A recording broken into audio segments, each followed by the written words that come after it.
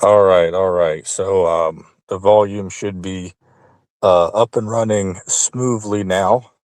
Um so yeah, I'm just here for another live stream tonight.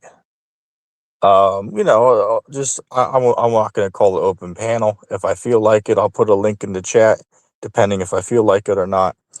But um, but yeah, there's a couple things to talk about. Of course, questions and comments are always welcome down below. Feel free to share what's on your mind or ask a question. I will address that.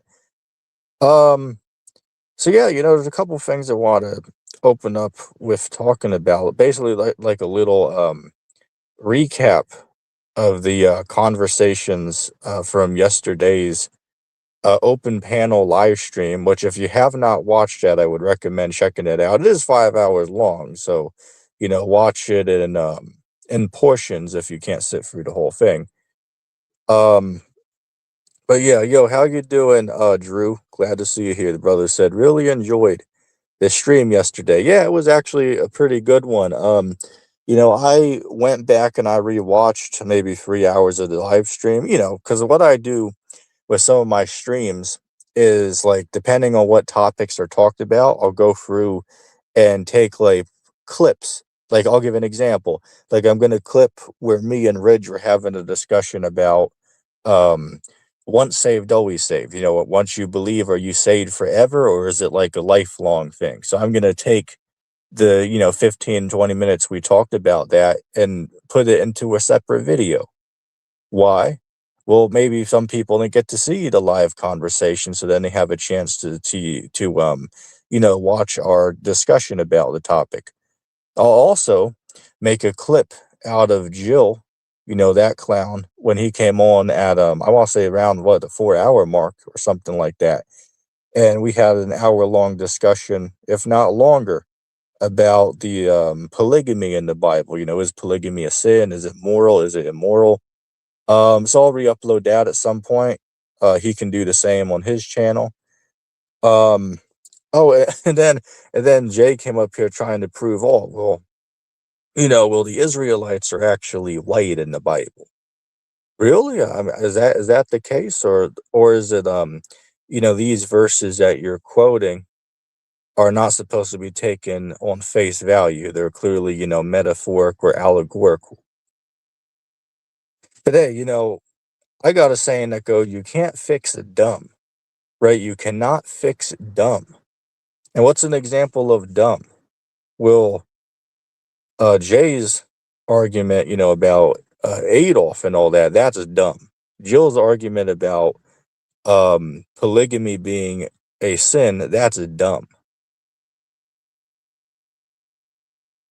Right? Or Judah, now worshiping the devil, doing omens to and offerings to the devil, that's dumb. You know what I'm saying? It's like, wow, man, there's a lot of weird people, around here. So anyway, let's go to the discussion that I did with Jill. Not that I can pull it up, but just like, referencing back to it, right? So, like, one thing that he kept getting, like, hung up on, caught up on for some strange reason, was Isaiah the 4th chapter, starting from verse 1 on down, right? And you can pull it up yourself. But nearly paraphrasing, it talks about, in that day, the branch of the Lord is going to be beautiful and glorious, right? In that day, 7 women are going to get with one man, right? So his argument is that that's actually a bad thing that was happening there. But my argument, I think he was getting a little bit confused when I rewatched the conversation, because he didn't really seem to be consistent with what he was saying. Right. But when you read that, I tried to tell the dummy, well, yeah, these women previously were in a bad condition. So now, when they're being brought under this one man that they're going to, right? Notice it's these women going to this man and asking him to take them under him, right? Let them be called by his name, which, that's an indicator that they're getting in a relationship with this man. Because even today, when a man and a woman marry, more often than not, the woman takes on the last name of the husband, right? It doesn't go the other way around in a vast majority of instances. There's a few cultures on earth where the man takes on the woman's last name, but in a vast majority of cultures and views, even today, the woman takes on the man's last name, right? So when these women in Isaiah 4, starting from the top, right, they're going to the man saying, let us be called by your name to take away our reproach.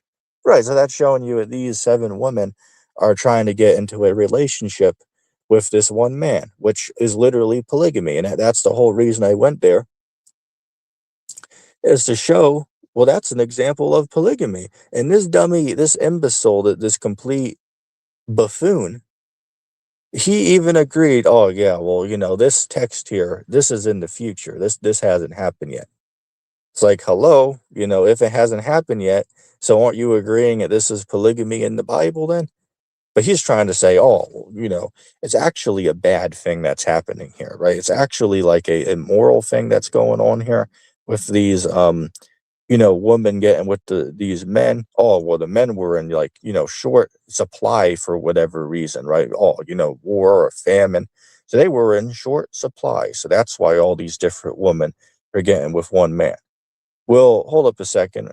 It doesn't really matter the circumstance or reason why. Like you try to say, well, these women, the reason why they're in bad conditions, it's because, well, a famine or war. It's like, okay, the reason why they're in a bad condition, that's irrelevant. The point of the matter is that these women are getting under one man, right? 7 women to one man, which is literally the definition of polygamy, right? One man with multiple women, which you are sitting on there and saying is a sin, and that you're not allowed to do that in the Bible. Which, I mean, that dude got absolutely roasted. Dude got, boiled like a lobster, in that debate. People try to ask me, like, why do we even try to, talk to Jill, or, man, ETT, I admire your patience that you have, with these people. It's like, yeah, it ain't hard. Excuse me, it is hard. It is hard, right? It is hard. Trying to, knock some sense into these, dumb people's head. You know what I'm saying? It's like, dummy, we went to a verse that you agree is in the future where 7 women get with one man. Is that not an example of polygamy in the Bible? And you even agree it isn't this current day. It has not happened in the past. It's in the future. You know what I'm saying? It's just, you know, I like to quote a buddy of mine named Miles, right? A buddy of mine named Miles. Shout out to him if he's listening. But he told me on the Gmail, hey, look, man, a lot of people are basically like this. A lot of people are so stiff-necked and, so, uh, what's the word I'm looking for? Hardwired to believe in the things they believe. Even if the Christ descended from the heavens and completely backhanded them, right? Bitch slapped them himself and personally gave them the truth, that still would not make them accept the truth, right? They'd still, want to sit there and argue with it, even if the Christ descended from the heavens himself and gave them the truth personally, that still would not be enough to change a lot of these dummies' minds. Like Joe will still sit there and say, oh, nope, polygamy is a sin, right? Like, even if Christ came and told them personally that it's not. Even if Christ came personally and told him, well, no, I'm not the father. He still wouldn't want to accept that. He still would not want to acknowledge that factor. You know what I'm saying? Just, it's totally just ridiculous. It's totally ridiculous what some of these dummies out here believe. And then I try to give him an extra example, as I showed him in Matthew 25, starting from the top. Christ compares the kingdom of heaven unto a bridegroom taking 5 virgins out of 10. Now, I understand that that's a parable. It's like a metaphorical story. It didn't actually happen. It's just like an allegorical, symbolic meaning behind it. I understand that. But the point of my matter is, why is Christ comparing the kingdom of heaven to what you call a sinful practice? Let's recap that again. Matthew 25, starting from the top. The conclusion of the story, right? 10 virgins went out to meet the bridegroom. 5 of them fell behind and had to turn back, and 5 of them met the bridegroom. So my point is that that's a allegory for one man getting 5 out of 10 women. So is that not polygamy? And again, I acknowledge it's not a literal story. It's a symbolic allegory. I agree, but the point of the matter is, why would Christ use a evil act, a wicked act, to represent the kingdom? So that demonstrates just another example in the New Testament where polygamy is not condemned. This dummy tries to say, well, God didn't really initially, intend for people to have, more than one wife. It was just like a cop out that he did, if they do this, he'll just give them the guidelines about how to go about doing it, but he don't intend for them to do it. It's like, well, where do we see that on any other subject in the Bible? Like, where does God say, well, I don't want you doing this thing over here, but if you do it, here's a guideline about how to, go about doing it. You know what I'm saying? It's ridiculous. The Bible clearly gives guidelines about how to go about having more than one wife, right? Like we brought up, what was that, Leviticus 21, 10. Bear for me for a second.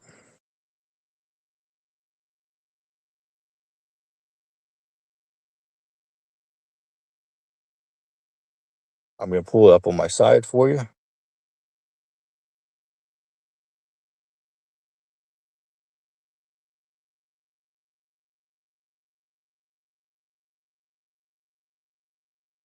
Okay, bear with me 1 second. I'll be right back.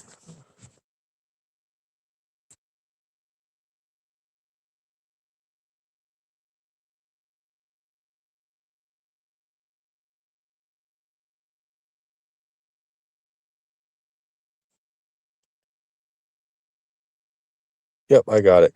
It's Exodus 21 and 10. It says, if you take him another wife, her food, her raiment, and her duty of marriage shall he not diminish. And if he do not these things unto her, then she shall go out free without money. So my point is that the Bible clearly has laws and regulations about how to go about having more than one spouse, would be my argument.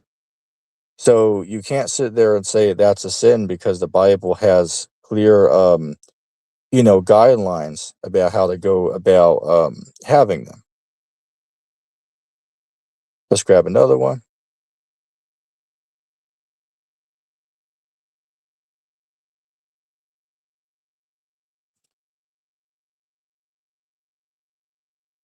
Okay, I got another example for you in the Old Testament about the about more laws about having more than one wife. This is Deuteronomy chapter 21, verse 15. It says, if a man have 2 wives, one beloved and another hated, and they have borne him children, both the beloved and the hated.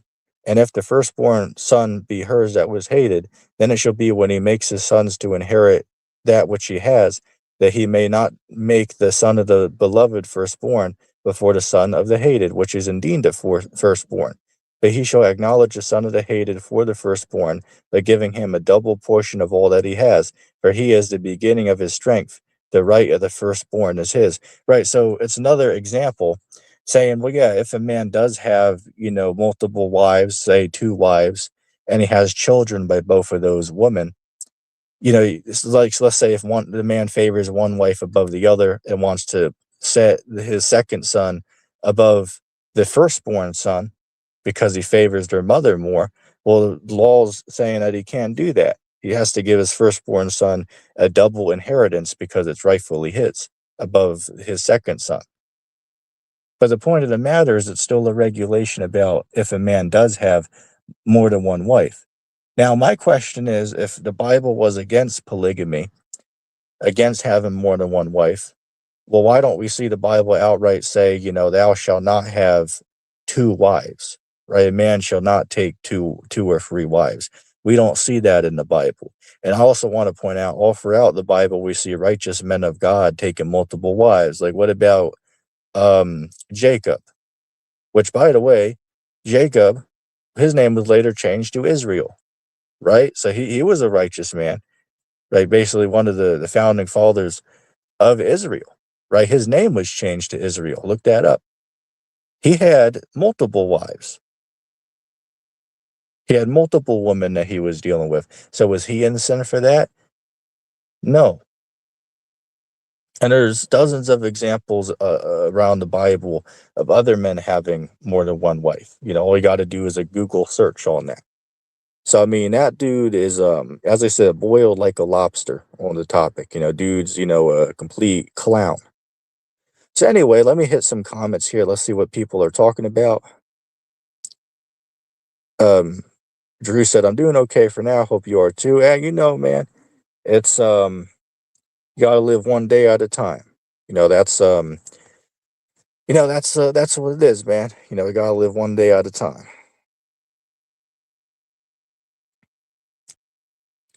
Terry said, you are so mean.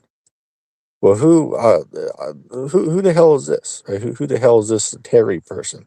Is that clown that called in yesterday that can't even form a sentence? You don't have anything better to do than to, sit there and leave bullshit comments on live streams? Like, grow up, man.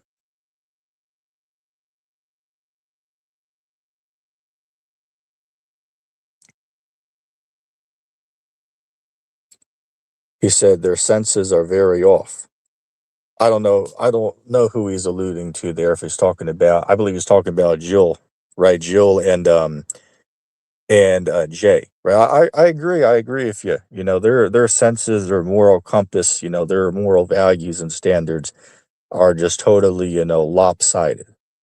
You know what I'm saying? And here's a whole nother thing I found funny. Like, I saw when I got off of the live stream. Keep in mind, I was trying to watch. Excuse my language, but I was trying to hold my piss, for like literally 2 hours, so I could continue to live stream. So I see Jay sitting there in the back trying to get up for an hour. It's like, dude, you keep hearing me tell Jill that, hey man, I gotta close the stream down. I'm gonna give you a 2-minute closing statement before I get you out of here. You keep hearing me say this throughout our conversation that I'm starting to wind things down. Shouldn't that be your cue to say, okay, well, yeah, he's starting to close up shop, I'll talk another time. You know what I'm saying? And I told the guy in the back, say, hey man, I gotta get in, I got pissed. I'm tired, been on here 5 hours, you can come back another day. And apparently that wasn't good enough for him, because I saw maybe an hour later, the dude's over there crying on his like community tab on YouTube. I agree with Drew. I don't get why Jay tries to, paint me or picture me as like some type of like bad person, as like some type of, somebody that did him so wrong. I don't get that. Like, what did I do to you? You get what I'm saying? As far as I'm aware, the only thing I did was try to correct your ass on the nonsense you believe and teach, which the Bible says we're supposed to do. I tried to knock some sense into you by saying, yeah, you can't go around and claim you believe in Christ and also go around at the same time and say, oh, you believe in Adolf and he's actually like a hero of some sort. Yeah, you can't believe that. Well, hey, look, if you want to believe that, and you can be dumb and believe that, but that's not something a smart person says, right? So, anybody that talks to someone like that, hell, like even if you talk to a Christian, they should laugh you out of the room to even make a statement like that. Oh, yeah, I believe in Jesus. But on the other hand, Adolf was actually like some good guy. It's like, come on, man, are you serious? Serious, man? So yeah, I don't I don't get what's up with that guy. Dude got, like a bug up the ass or something. You know what I'm saying? It's pathetic. So I don't know what his issue is, but I'll leave it at that. Someone's on here named Lion of Satan. I mean, that's pretty weird. Siberius Hex said, "Is this a crying about JIL stream?" No, dummy. If you actually watched the live stream from yesterday, I simply remarked on a conversation that me and Jill had. Hey, listening is an art, right? If you don't know the context of what someone's talking about, perhaps you should listen first before you leave a comment and make yourself look stupid. And I've debated that guy before, Cornelius Hex or something like that. I think that's that dummy that has like some type of, oh, well, here's a summary I have, about why God cannot exist, why God cannot exist. If you can't answer, this whole summary of questions, well, then God don't exist. It's like, okay, well, who came up with this whole summary that you're quizzing me about? Oh, well, I did. Oh, well, yeah, Hex. Yeah, Hex came up with it. Okay. Like, what makes your logic, like, believable above my logic? You know what I'm saying? Like, what the hell? Like, you know what I find funny? If you ask that dummy if he believes in the Big Bang, he's like, "Oh, yep, I believe it." Okay, so you believe that, like, 13.8 billion years ago, everything just happened to, spontaneously appear out of, like, some massive collision of particles? Like that's really what you believe, and that created everything, that created the great whales of the sea, the brick building across the street, the materials for that stemmed from this explosion in space? Your eyes that you use to view the world stem back to that Big Bang. These trees everywhere, the grass, the windows over there, all the materials for that stem from this Big Bang 13.8 billion years ago? I don't think so. I think that's a totally dumb belief to have. And you know what? And you're free to believe that if you want. You're free to go and believe that if you choose, but that's a laughable belief. That's not true. That is a lie. And anybody who believes that is just mentally unwell. People like to, it's funny because those are like the same people that try to mock people that believe that there's like a God that exists. Well, it's honestly more logical to believe that a creator exists compared to everything just randomly, coincidentally happening to turn out how it is today, just by random mutation and chance over millions or billions of years. That's a fairy tale that you believe in. And as I said, you're welcome to believe in a fairy tale if you want, but you don't really have shit to say to anybody else when you believe in nonsense yourself. Just a little reality check for the atheist who might be watching, such as Hex down there.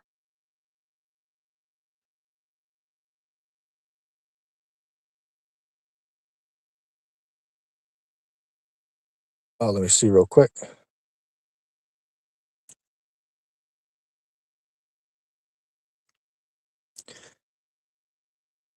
Yeah, as far as what's this guy? As far as Judah goes, if we brought him up here yesterday, but yeah, man, you really need to check yourself, man. You can't go around and believe in Satan and and think that you're gonna be saved just because you're an Israelite. Like, but sorry, just because you're an Israelite doesn't mean you're gonna inherit the kingdom of God. You know what I'm saying? So you need to really check yourself, man. You can't sit there and claim that you're righteous, right? Or hell, for you, it's actually even worse than a regular what's the word I'm looking for? A devil worshiper out here. You know why? Because you knew the truth and you turned from it. The Bible, there's a verse in there that talks about those that knew the truth and turned from it are going to be beaten with many stripes compared to those who did the same things, but they were unaware of the truth. That's what the text says. So now that you've been exposed to the knowledge of the truth and willfully turned from it, that's a double punishment, man. Now, so I'm not saying it's too late for you to get right. You have time, but the time is running out, man.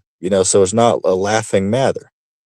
Like, I'll give you an example. Like, the conflict in Iran is starting up. Like, literally today, America launched another attack on Iran, which I thought they supposedly reached a ceasefire agreement. But as I told everybody, that was just, like a smoke and mirrors, right? Just a little distraction.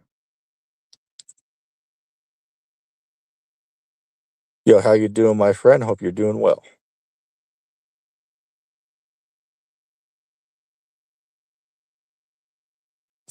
You know what? Here's what I'm gonna do.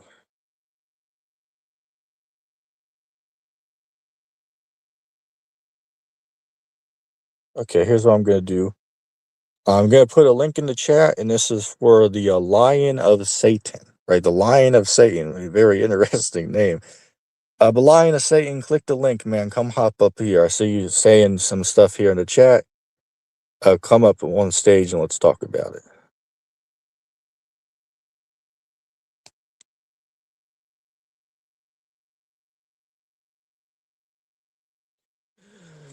Drew said, Sacramento Truth Movement is kind of being like a cult leader. If you don't agree with him on certain things, he thinks you're an enemy and you're sneak dissing him. I don't even know what these dummies mean by like these weird terms that they use. Like sneak dissing somebody. It's like why do you guys always come up with like such dumb like wordings you put on shit? You know what I'm saying? Like nobody's going around doing that dumb shit. Well, maybe Judah's doing that because he's into like that trolling bullshit too. But other than that, I mean, I don't really see who the hell else has time to waste on that dumb shit. You know what I'm talking about?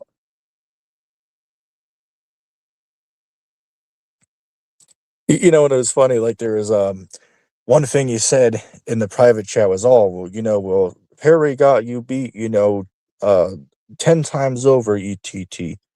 And I said, "Really? Is that true?" I bet that, you're only saying that about him because he gives you a little presents and candy and books and shirts. I bet if I did the same thing for people, they would kiss my ass too. You know what I'm saying? Like I bet if I was to give out candy and treats and t-shirts, I bet people would kiss my ass too. You know what I'm saying? Like I'll give you an example. Like I was playing the Clash of Clans earlier. I was looking in that global chat that they just released a few weeks ago, and there was one guy on there saying, "Yeah, join our clan. Our clan leader, he gives out free gold passes." Which, if you don't know what that is, it's like a month-long game pass that is like $7, right? So the leader is buying everybody a gold pass every month for them to stay in the clan and not leave. Say, hey, well, that dummy's going to run out of money real quick buying 50 people or 45 people a $7 gold pass every month. That dummy's going to run out of his money quick. Teach that idiot a lesson. But Perry's the same way. Oh, yeah, hey, look, do this Bible study with me. I'll give you $100. I'll give you candy. It's like, really? It's like, well, it's no shit why you like him because he's giving you sweet treats and shit. You know what I'm saying? Now, I can, see it very easily. It's not hard to see. And really, you look up to somebody that's like a deadbeat dad, living on government benefits in some trailer park. You know what I'm saying? I'm like, what the hell? What the hell? You can't be serious if that's an individual you look up to. That's absolutely dumb. On for y'all said, I really want to figure out if the Old Testament God is Satan. Well, the answer to the question is no, right? The obvious answer to that question is no. The Old Testament God is not the devil, not Satan. I mean, I think there's a extraordinary amount of evidence and proof to prove that that is not the case. And if you want any further evidence of that, all I'd say is you just go back and watch our 2-hour conversation that me and you had about it the other day, and perhaps maybe you might see a few things that maybe you missed, excuse me, during our a live conversation. Because that's the thing about having live conversation. Sometimes you might not fully hear what the other person's saying because you're focused on pulling up a couple notes or verses on your end. So then if you rewatch the discussion, you might realize, oh, well, I didn't even hear him, quote that or say that sentence. I didn't even hear that because I was busy looking for my own, passages I want to pull up.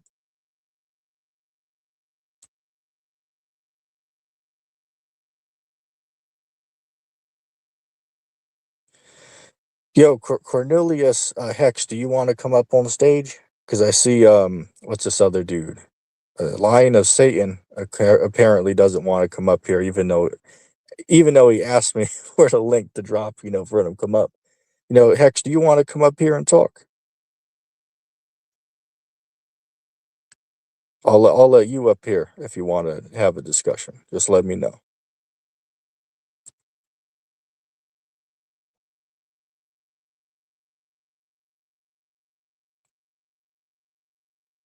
Lion of Satan said Jacob was ancestral. Yeah, that's a great example for polygamy. Well, you don't know that. Well, let's say this. Yeah, Jacob did take his uncle's daughters for wives. That is true, but you didn't know that marrying your cousin is permitted in the Bible. It's permitted to marry your cousin. You can't marry your sister, but you can marry your cousin.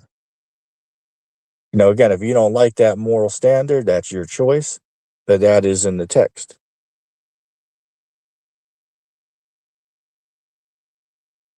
And that's just what it is. Cornelius Hex said, I'm not an atheist anymore. Not an atheist anymore. Well, what are you then? Are you some Buddhist or something? As I said, why don't you come up here and let's talk about it, my guy? Anyway, while they're figuring that out, here for 1 second.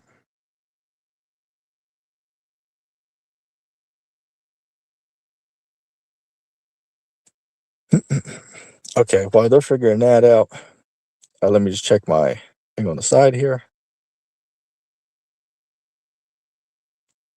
Yeah, and then, a whole nother thing to recap from that live stream discussion is, me and Ridge, we've both been in the truth over 10 years, 10 plus years, but, known each other for that long as well. But, there definitely are some points of disagreement. So we had a respectful, disagreement or in discussion about, the once saved, always saved. I could see it as an obvious, clear deception, but he don't view it that way. As far as Rich, again, I do consider him to be a friend of mine, but as far as his Bible knowledge, it's very elementary, right? It's very elementary, his understanding of the text. Now, I'll give him credit. He might know a lot when it comes to like the history of the Vatican popes and stuff like that. I'll give him credit. He probably knows a lot about that stuff from what I see. But as far as, understanding the Bible, the verses, this and that, he's not, very studious when it comes to that. I think anybody that does any basic research could be able to come to the conclusion that the doctrine of, oh, once saved, always saved, oh, if we've been saved once, you'll always be saved forever. I mean, it's such an obvious false doctrine to believe. Like one way to cut it would be with what is that? First Timothy 4 verse 1 says that in the last days some will depart from the faith, giving heed to seducing spirits and doctrines of devils. Right. So obviously that means that that person is no longer under Christ anymore. It literally says that they departed from the faith, meaning what? They're not of it anymore. They're not a part of it anymore. Get what I'm saying? Bear with me for a second. Yo, can you hear me? I can hear you. Okay, what's going on? Got a subject topic on your mind? No, you wanted to talk, but I more figured I'd save you from talking about yesterday. Okay, that's fine. That's fine. So enlighten the audience here, because you said in the comments that you're not an atheist anymore. So what do you consider yourself? No, not anymore. You're the only one that's called me an atheist last time we talked. Is it true or Uh, false that you don't believe it? Last time we talked, you don't believe in any type of God, right? no, I believe in quite a few of them. I'm a metatheonosicist. A what now? Metatheonosicist. Okay. Well, tell me, Well, this is news to me now hearing this. Well, tell me a little bit about these different gods you believe. Like, say for instance, like do you believe in like Hindu gods or some type of like Satanist deities, or like explain a little bit to me. I just believe in real things. So, like, take the Hindus for example. They have Okay. quote unquote temple gods that that are essentially just statues that guard the temple. Those things exist. I've touched them. Oh, okay. So I understand. So you're talking about like gargoyles and like a Buddha statue and stuff like that. You believe in those because you can physically see them and touch them. No, they're very the temple gods are a very specific kind of thing. They're not like a statue of Buddha or something. Okay, I but believe in the pantheist God, the naturalistic version of it, right? Because that's just the universe. okay. So when you talk about these statues, right? You say, well, yeah, I can see them. I can touch them, so I believe in them. But I'm saying, is there like a deity that they represent that you believe that's like supernatural in some degree? No, they believe supernatural things about the statues, but no, I don't believe any of that stuff. Okay, so is what I'm saying true then, that you just believe in the statues as gods themselves? Is that true? I think they match the description of what I would call a God. Yeah. Okay. So like, do you give offerings to them? Do you pray to them, or what do you do with that? Oh, I don't. They do. Okay. But I mean, like, in what sense do you believe in them? Because as far as I'm aware, like, say for instance, if I see like a gargoyle statue or a statue of Buddha, which ironically enough, I did see both of those things last week when I went to the flea market. When I see those things, I just view them as like indications or depictions of some deities that people believe, right? I don't believe in them, but I acknowledge them as deities that other people believe in, and they just have a depiction of it that they put on their desk or shelf or whatever. You agree with me on that, or what? Yeah, I mean Buddha, for example, the Buddha. Uh, People believe in him. I mean, I believe in the statue existing, but people don't literally believe the statue of Buddha is Buddha. That's why it's Right, different. right, but like represents him, right? So that when they see it, it like reminds them of the quote unquote real Buddha that lived in his teachings, right? Yeah, but these Hindu temple gods are they're not they are gods themselves. They aren't a representation of a god. Okay. That's why it's Well, different. okay. Well, let's go look a little further then. So, how do you believe the Earth came to be? Like, do you believe it was some type of supernatural force, or just like random coincidence over the course of time? Like, what's your Uh, view on that? I mean, I see no evidence of anything supernatural. You I think don't? supernatural. Well, I think supernatural is kind of a rigged term. It kind of implies non-existence. So Well, the word. Do you know what the word supernatural means? means a few things depending on who you're talking to. Well, I'd say, looking by a definition, it can mean like out of the ordinary, right? Something out of the ordinary could be considered to be supernatural. Well, that's Is what the preternatural. definition of it means. That's preternatural. Okay, well let's put it this way. Whatever term you want to put on it, you're saying that you don't see any evidence that the world we live in was created by like any intelligent force. It was so then with that notion, I'm asking you, like, how do you believe the world got here? Because if you don't believe it was by like any um a consciousness that put this whole Uh, reality together, then you'd be saying it by just happenstance over time, correct? no, I think existence by its nature exists, and then it just changes. So Parts of wouldn't it. you consider that to be like a deity then, from your view? Yeah, pantheists do, right? I Okay, mean, so yeah, what their god so what exists. you okay, so then wouldn't you agree then that some being or deity created the world then? Well, no, if the universe or existence is the deity, then it didn't really create the world. It is the world, right? It would be the world. Okay, well let me point out a couple things I would argue that indicate that that the Earth is a special place that was divinely created. Like, did you ever notice that both the sun and the moon in the sky, they can pass one another and look to be the exact same size above our head? They claim that the Earth is in a Goldilocks zone, is what they call it. It's not too far away from the sun. It's also not too far away from the sun. Otherwise, the Earth would, if it was too far away, the Earth would freeze. If it was too close to the sun, the Earth would burn up, is what modern science claims, right? They call it a Goldilocks zone. Well, about And about that, those but two things. hold on, Okay, you well, chime okay. in one Well, I'll take second. notes here. I'll take two. I Yeah, got notes. that's fine. Two That's things. fine. And a whole nother thing I'd mention is the fact that there is reproduction, right? I would argue that the fact that there's male and female, the fact that they can create life with one another, that cycle doesn't happen by happenstance over time.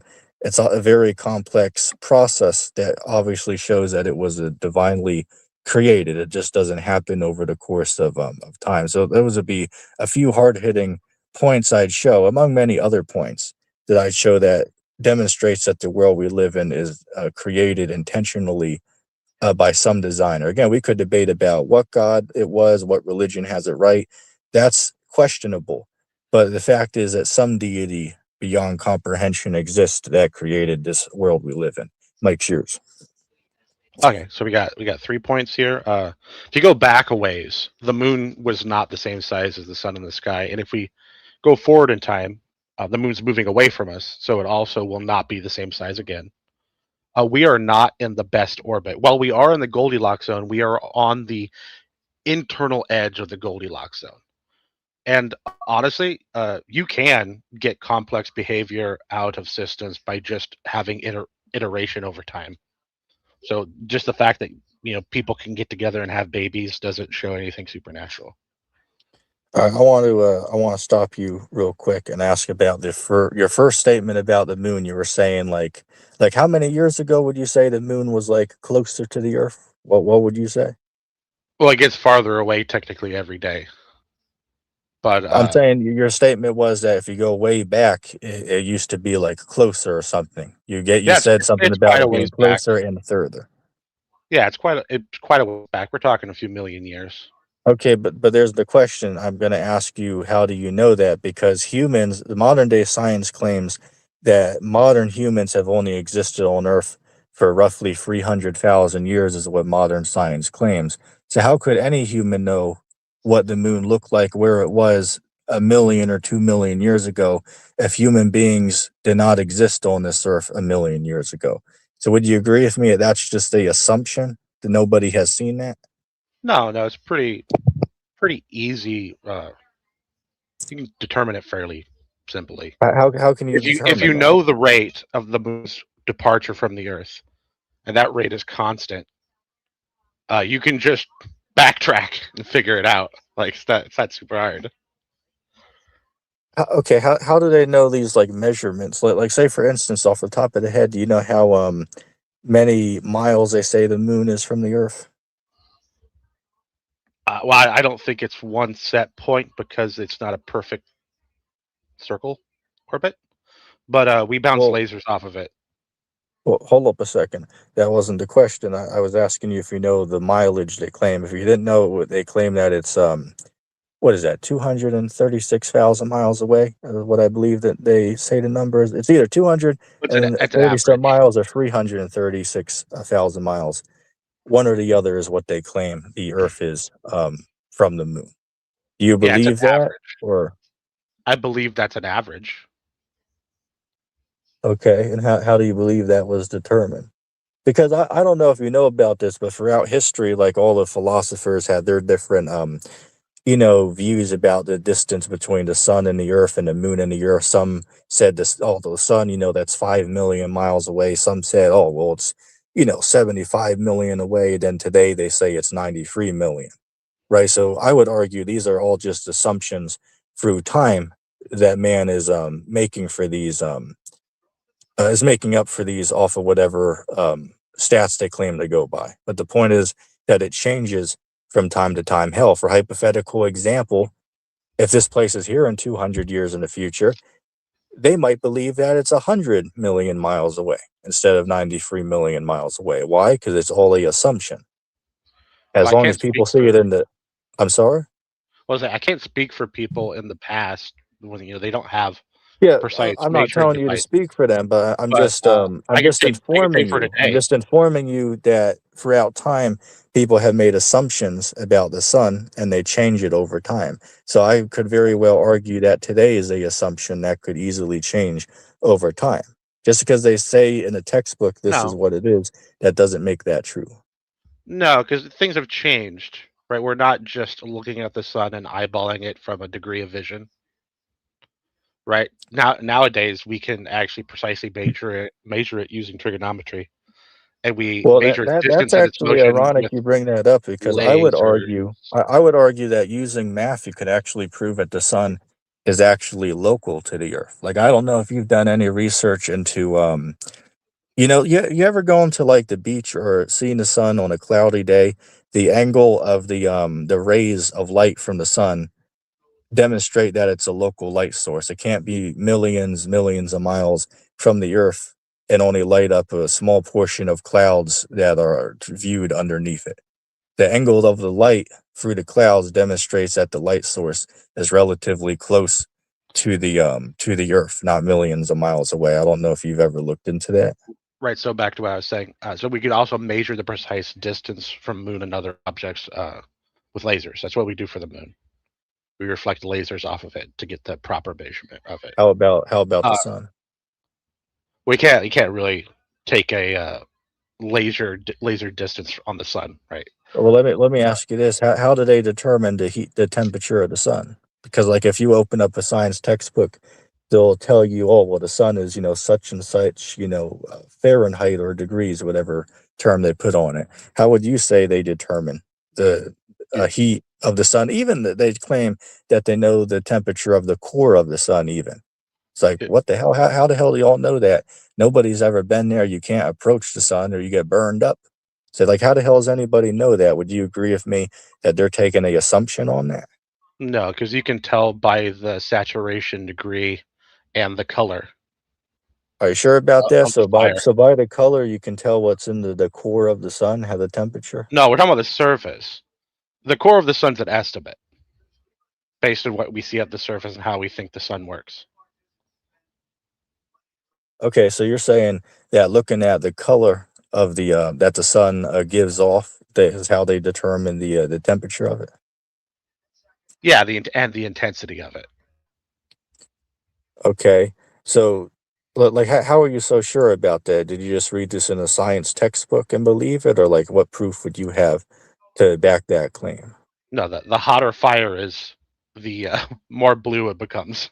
Okay, well, let me ask you this question. Speaking of outer space, how about these like stars? They claim distant stars, all such and such star is like a trillion miles away, or 5 light years away. How do you believe those distances are being determined? Parallax. We take a measurement from one side of the sun, and then we take a measurement from the other side of the sun in our orbit. And based on how much that star moves in the sky from side to side, we can tell how far away it is. Just like how you can tell how far away something is by having two eyes. Well, that's not the case because, like, say for Like instance, just exactly because what we we do. bear with me for a second. Me and you both have two eyes. We can look at the sun and the moon, and by our eyes, we can't determine how far away they are. But I would argue that if you do the experiment with both the sun and the moon, you can demonstrate that their light is actually relatively close to the Earth. Like I'll give you an example. Like I have the moon to my right, and I look up at it, and I can see the clouds directly under the moon are significantly lit up by the light of the moon compared to every other cloud in the area. It's just always right next to under the moon the clouds are directly lit up significantly more than as you start moving away from them. So I would argue that demonstrates the moon is close to the Earth, not a few 100,000 miles away. And I would also argue the same for the sun. Now, real quick for our listening audience, I just did a quick Google search. I asked, here, bear with me one second. Okay. Yeah, I looked up on Google. I asked, what is the closest star to the Earth? And Google said the nearest star to the Earth is our very own sun, located about 93 million miles away. Excluding the sun, the closest star, The neighboring Proxima star, is Centauri. Proxima Centauri, a red Proxima. dwarf residing approximately 4.25 light years away in the Alpha Centauri star system. Now, my question for you is, what evidence do you have that closest star besides the sun is 4.25 light years away? Because I believe that's just a assumption that's written in the Parallax. textbook. Parallax. Are you sure about that? Do you know, Yeah. even know how many miles away that what was it, light year away or whatever it says? Like It's a, like you can't even it's four fathom point that. something. It's 4 point Right? something. I'd have to look it Exactly. up. Exactly. I'm saying you can't fathom the distance of that. So, like, can you agree that's like an assumption they're taking, that it's this far Define away? It doesn't actually define mean that. fathom. I mean, you can measure it, right? If you can measure it, you can just write the number down. It's not. You don't even have to understand or comprehend how far away it is really. You can do the math, write the number down, and there it is, Yeah, whether but you believe it or not. I would argue that the math isn't the science, though. I'll give you an example. I would Like agree, they math might, is not science. okay, like they might say that the sun's 93 million miles away, but doing observation here on the Earth demonstrates that the sun can't be 93 million miles away. No, no, all the observation shows that it's really far away, like the length of Are shadows, for example. are you sure about that? Because I Yeah, gave an example where the sunlight demonstrates is actually relatively you close might to the believe Earth. that, but we've measured shadows. Yeah, It's not close. here's the thing, my friend. I believe that you are in a cultish religion, is what you believe. So everything you believe, That's fine if you believe that. well, hear what I'm saying, even if you disagree. Everything you're saying, read about it in the textbook, and you were indoctrinated in the Actually, no. classroom to believe it. Actually, no. I did the experiment for the shadow length in college. I also did the experiment with the level, the laser Tell me level this over experiment. Tell across me the this lake. experiment you did for the shadow length. I'm curious. What was that experiment? Yeah, I was at the University of Chicago, and I linked up for a cross university project for people at the University of Illinois, and we measured the length of a shadow at the same time of day. And you can calculate how far away a light source is by the change in shadow. Okay, but I would argue that that I could perform the same experiment in my kitchen, right? If I put a few objects multiple feet away from another, their shadows are going to be different, different from one another. So that Yeah, doesn't prove, but hear me out for a second. It doesn't prove my light source is 50 million miles away.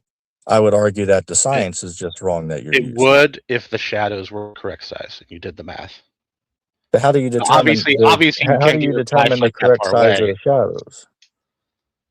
It's the difference in the shadow length based on how far away from they are from each other. Right, you're essentially making a triangle in space. You're taking the 2 points that Triangle are in making the space. shadows, and then you're calculating based on the length of the shadow where the third point is, which is the sun.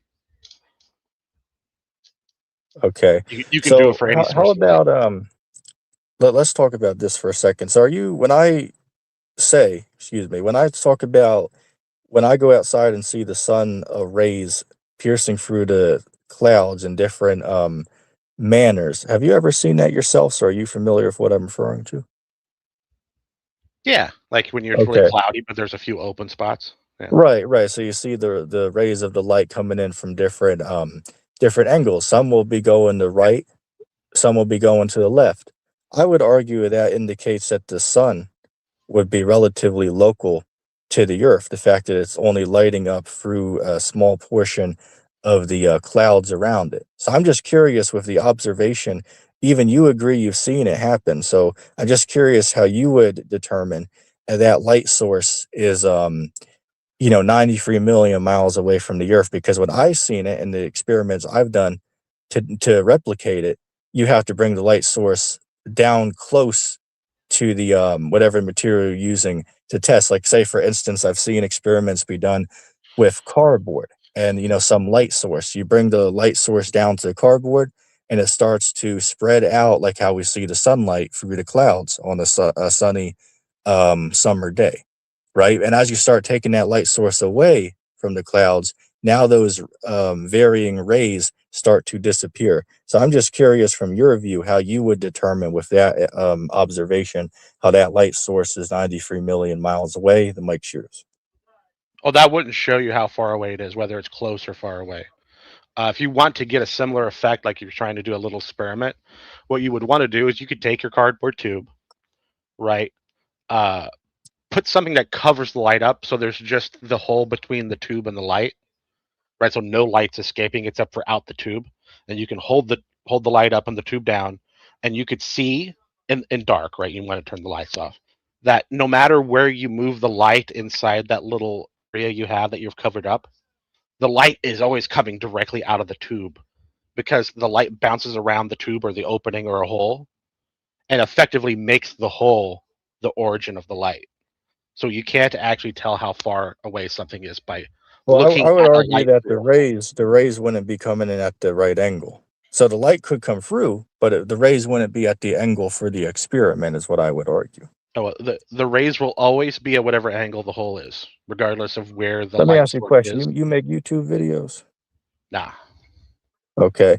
Well, I got maybe get one of no your kidding. buddies that do, have them perform that experiment and send that over, and perhaps I will consider their results from that experiment because I haven't seen anybody do the thing that you're saying. So if you can find somebody to Oh, you replicate can that just do it. experiment, then I'd check it out. No, you can do it. It's really easy. You get a flashlight, a paper towel roll, and get a thick blanket to wrap around the light and the hole, right? Make them all one object. You know what I'm saying? And Right. then just watch how the light doesn't change direction based on where the or watch how the light coming out of the tube doesn't change direction based on where the light is on the inside. Okay, but the problem with what you're saying though is like how does this correlate back to the sun because there's not some type of big tube that's taking the sunlight like through some small opening to Yeah, the there is. earth. So my Yeah, there is. Yeah, hold on, there's the hold on. hole in the clouds. Yeah. No, no, no. I'm talking about through the 93 million miles of empty space. So my argument would be is that the entire sky above my head should be equally lit up with the sunlight. It shouldn't be just a small portion of clouds underneath the sun that have the rays of light coming through them. That shouldn't happen with a sun that's 93 million miles away. The Of whole course not. sky Why should wouldn't it? well let me finish real quick. The whole sky should be equally lit the same, not just a few clouds underneath where the sun directly is. Even the moon, another example. Hell, even more for the moon. Remember, they claim that the moon is only like 336,000 miles away or whatever. So even more of the sky you would think would be illuminated by the moon. But if you go out on any night, a cloudy night, look up at the moon. It always lights up a small ring of clouds beneath the moon. That shouldn't happen if it's hundreds and hundreds of thousands of miles from away from the Earth. That would be my physical observation upon it, and I would argue that the science that you're reading is fraudulent, but you are welcome to believe it. I'm just telling you to do the experiments that's been done. Right. That's Well, why I'm again, not arguing the I've science said with you. I'm just telling you how I've you can done figure the. it out. Let me ask you a question. Do you know how many planets they claim are in the galaxy? Like in entirety, Planets this in the galaxy. all space in general. Do you know? That's a very rough estimate. I wouldn't even want to say. Like they'll give you an estimate, but it's an estimate based off a very small sample size. Okay, and how do you determine they come to their estimate? Because I would argue it's just made up. But I'm curious to see Uh, why you believe it. Like, what would you say they are using to determine that? In case you didn't know, and I'll say for the audience as well, if you do a Google search, NASA claims that there is over a quintillion different planets that exist out there in space. Among all different galaxies together, it equals up to roughly a quintillion, which again, you can't even fathom that amount of other worlds or planets out there. I'd argue that's totally made up. But I'm just curious if you believe that because NASA claims that. So do you hold to what they claim, or would you say that they might be mistaken as to their claim? I hold that it's an accurate estimate based on observation, but it's probably not correct. Based on observation. So, what observation do you believe they done that they could determine that there's a quintillion other worlds out there? Well, they survey stars and they see the average amount of planets around stars and the formation of those planets. So then they can take that small section they surveyed and project it out to how many stars they can actually see. Right. So if they've surveyed, let's say 100 stars, right, and there's an average of 50 planets around those stars, you could just span out and count how many stars there are and do the estimation of the 50 planets in those stars you've surveyed. Like I said, it's a really rough estimate because we're kind of just still starting on the planet hunting, really. On the planet hunting. So, I seen a documentary. I believe it's called "Evacuate Earth." If anybody wants to look that up, but the whole notion of the film was actually pretty good documentary. I watched a couple times. But the whole notion was, oh well, in the next 100 years, 50 years, the planet X is gonna devour the Earth. So we need to evacuate humans to another world. So the whole notion was finding another suitable planet for humans. So they traveled a few light years or whatever away from the Earth to find a new planet to live on. So you believe that there's other planets out there that possibly in the future humans could travel to and live on. Like say for instance, like in this documentary talking about like a Earth 2.0 they call it, where it's actual well, livable conditions. You don't gotta stay in like a space station. You can actually breathe outside. The soil can produce crops and whatnot. There's actually water there. Did you believe something like that exists out there? Oh, well, given the number of stars and the likelihood of the number of planets around those stars, there's most certainly at least one other one out there. Okay. Do Probably you quite a also few. believe? Do you also know they claim that there's planets that are made out of like pure diamond? You ever heard of that? Yeah, they say diamond, but they mean is organized carbon. But yeah. Okay. Now I would argue that all of that stuff is just made up. I think that's all just a lie to dupe the minds of the people. It would be my position on it. My position is that the Earth is the only place that was created for humans and it can inhabit life in general. I don't believe that there's an infinite space out there that you can travel to infinite galaxies. I believe that's all a great deception to believe it. All these scientific books that you got at these schools and colleges, the people reading it, they're just buying into the agenda that's being dictated to them. So again, you can view how you like it, but that would be my position on the subject. Well, I Go got a, back. I got a question for you then. Sure, If go you ahead. don't know, so let's say this is scientists, right? They're taking observations and Right. they're coming to these conclusions on these observations. You seem to know what those observations are, so how do you feel even comfortable criticizing their conclusion? Well, first of all, I'd argue that most of these scientists that are quote unquote coming to these conclusions, I would argue most of them are controlled opposition. That they're being the information they're receiving back is not accurate. There's some third party involved that's not giving them back accurate information is what I would argue. And again, you'd have to pick like the subject matter in question because there could be a few 100,000 different subjects we could speak about, like outer space, or about age of rocks, about excavating some ancient ruins. Right. So again, there's so many different subjects we could branch off to with that statement about not trusting their observations and the way they determine what they claim. So again, it would just come down to like what the subject matter is. What organization are these researchers affiliated with? Is what I would argue. Oh man, I mean, we're talking hundreds of research institutes, right? You're talking about a conspiracy that would be global and spans and involve millions of people. Well, I wouldn't argue that. Real quick, tell me the conspiracy that you're claiming that I'm saying here. Like, do you know or what? Well, I'm going off what you just said. There is someone that has what do you say, the thumb on the scale, giving Okay. them false data. I guess is Right. essentially what you were trying to say. Yeah, again, as I said, it varies from the subject matter that we're talking about. Like some researchers could just have false assumptions with their research. Like I'll give an example. Like if I take a rock from my backyard and I mail it into 50 different laboratories and I ask them the same question, right? I pay their fee they want. I ask them all the same question. I don't tell them I'm sending it to different laboratories.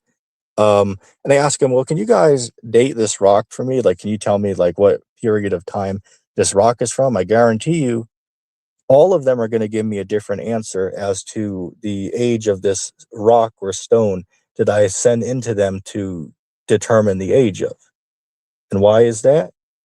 Well, because of the whatever way they're using to determine that, they're all coming to different estimates to determine that. Right? So going back to my statement, sometimes researchers could just be mistaken with their assumptions. Like, say, for another example, they'll find a dinosaur bone or a group of bones in the ground. Oh, well, that's, 65 plus million years ago. It's like, are you sure about that? Are you sure about that? Or is that just a assumption you that you were taught that in your textbooks that all of these bones around the world are 65 plus million years ago? You know what I'm saying? So that's another example of the assumption they have. So it's not necessarily in some instances that the researcher is intentionally lying, but sometimes they can just be misinformed because of the way they were taught to determine these things. Okay, well, That would be one of my arguments. who's misinforming like the amateur astronomers that never went to university Well, I would that can argue do that the mainstream. parallax? Well, we're quick. That can do the parallax experiment on Alpha Centauri. Yeah, as I said, I believe that that's a assumption, the numbers that they're getting back. Because again, math is not science. Just because you can put some numbers on a spreadsheet or into some I, computer well, system, that's well, not the science. observation is science, Yeah, right? but what I'm saying, but The math is hear what just you're saying. logic. Here's what you're saying. So listen to what you're saying closely. So you're saying that they're making an observation at some planet that's 4.25 Well, star. light years away from the earth. You know what I'm saying? Like, that's a ridiculous statement to believe that people can see something that far away. That's just a You can see assumption. it. Well, you can see it with your naked eye. What do you mean? Now listen closely. I'm not saying, here's what I'm saying. The things you see in the sky above your head are a lot closer than what modern science is claiming. That would be my argument. So let's say somebody can see this Alpha Centauri star or whatever. Say, okay, cool, but that's because it's very close to us. That's not light years and light years away into the galaxies. Like that's that's stupid to believe that. The fact that you'd say, oh, well, you can Hey, see it with your eye. Well, well, I'd what's the argue that proves observation you my made that argument. makes that stupid to believe? What makes it stupid to believe? Well, Yeah, first what's the of all, observation you've done that well, makes let that me let stupid? me well, chill out a second. I'll answer your question. The fact is that light dissipates over distance, so there's nothing that would be bright enough for you to see it from 4 light years away. There's no light source out there that you can see from that far. As you get away from light, its source dims. Like I'll give you an example, right? Like I have let's say if I put a flashlight on, right, and I set it on the table, I start walking away from it. For the first 15 feet, pretty bright. As I get 25, 30, 45, 50 feet away, that light source, even though it's shining towards me, is starting to dissipate. Meaning what? It's less stronger. And eventually, if you keep going far enough away, the light source, you're not going to be able to see it. Like say if I put a flashlight on this table and I walk, say, 3,000 feet in one direction, given a hypothetical example here, you wouldn't be able to see that light anymore. It's still on, but it's just not, I'm not able to see it. My eye can't detect it because it's too far away from me. And the light is spread out and it has dissipated over the distance. So my argument would be there's no light that you could see over such immense distance. That would be my Oh, really? argument. Well, we see what you talk about in space for one, because you can't actually see with the naked eye. I forget how far away it is, but I don't know. It's a few light years. What is? Uh, how far you can see stars from the Earth with your naked eye. But have you ever been far enough away from the flashlight that it starts to twinkle? Starts to twinkle. Well, I mean, Yeah. I imagine it would determine what mode you put it on, right? Yeah. Well, when I mean, photons are being I've pushed seen out to light. lighthouses. I've seen lighthouses at sea that perhaps could give off that effect in the distance. Perhaps that's an Yeah. example. And the reason why that effect exists is because your eye isn't constantly getting photons hitting it from the light source. They just sometimes get a photon hitting it from the light source. So when Wait, you but take a let me very bright understand light, this though. right, when you take a very bright light and move it very far away, but it's still close enough to see, at a certain distance it twinkles like Okay, stars but do in the let sky. me understand real quick. So you'd agree that the photons from whatever light source they have to physically travel like to your eye from that object, correct, for you to see Yeah. it? Yeah. Okay, so with that notion, you're saying that these photons that we're seeing, they're traveling from this Alpha Centauri that's over 4 light years away, and they're traveling that far to our eyes for us to see it. Yeah. Well, photons go through space until Yeah, they hit I something. find that to be a ridiculous belief to What view that, man. observation have you seen that makes that ridiculous? Well, I clearly just laid out a scientific example that light dissipates over distance, and I Yeah. don't believe that you Yeah. can really argue that factor. No, no, I said we see that in space. That's why stars twinkle.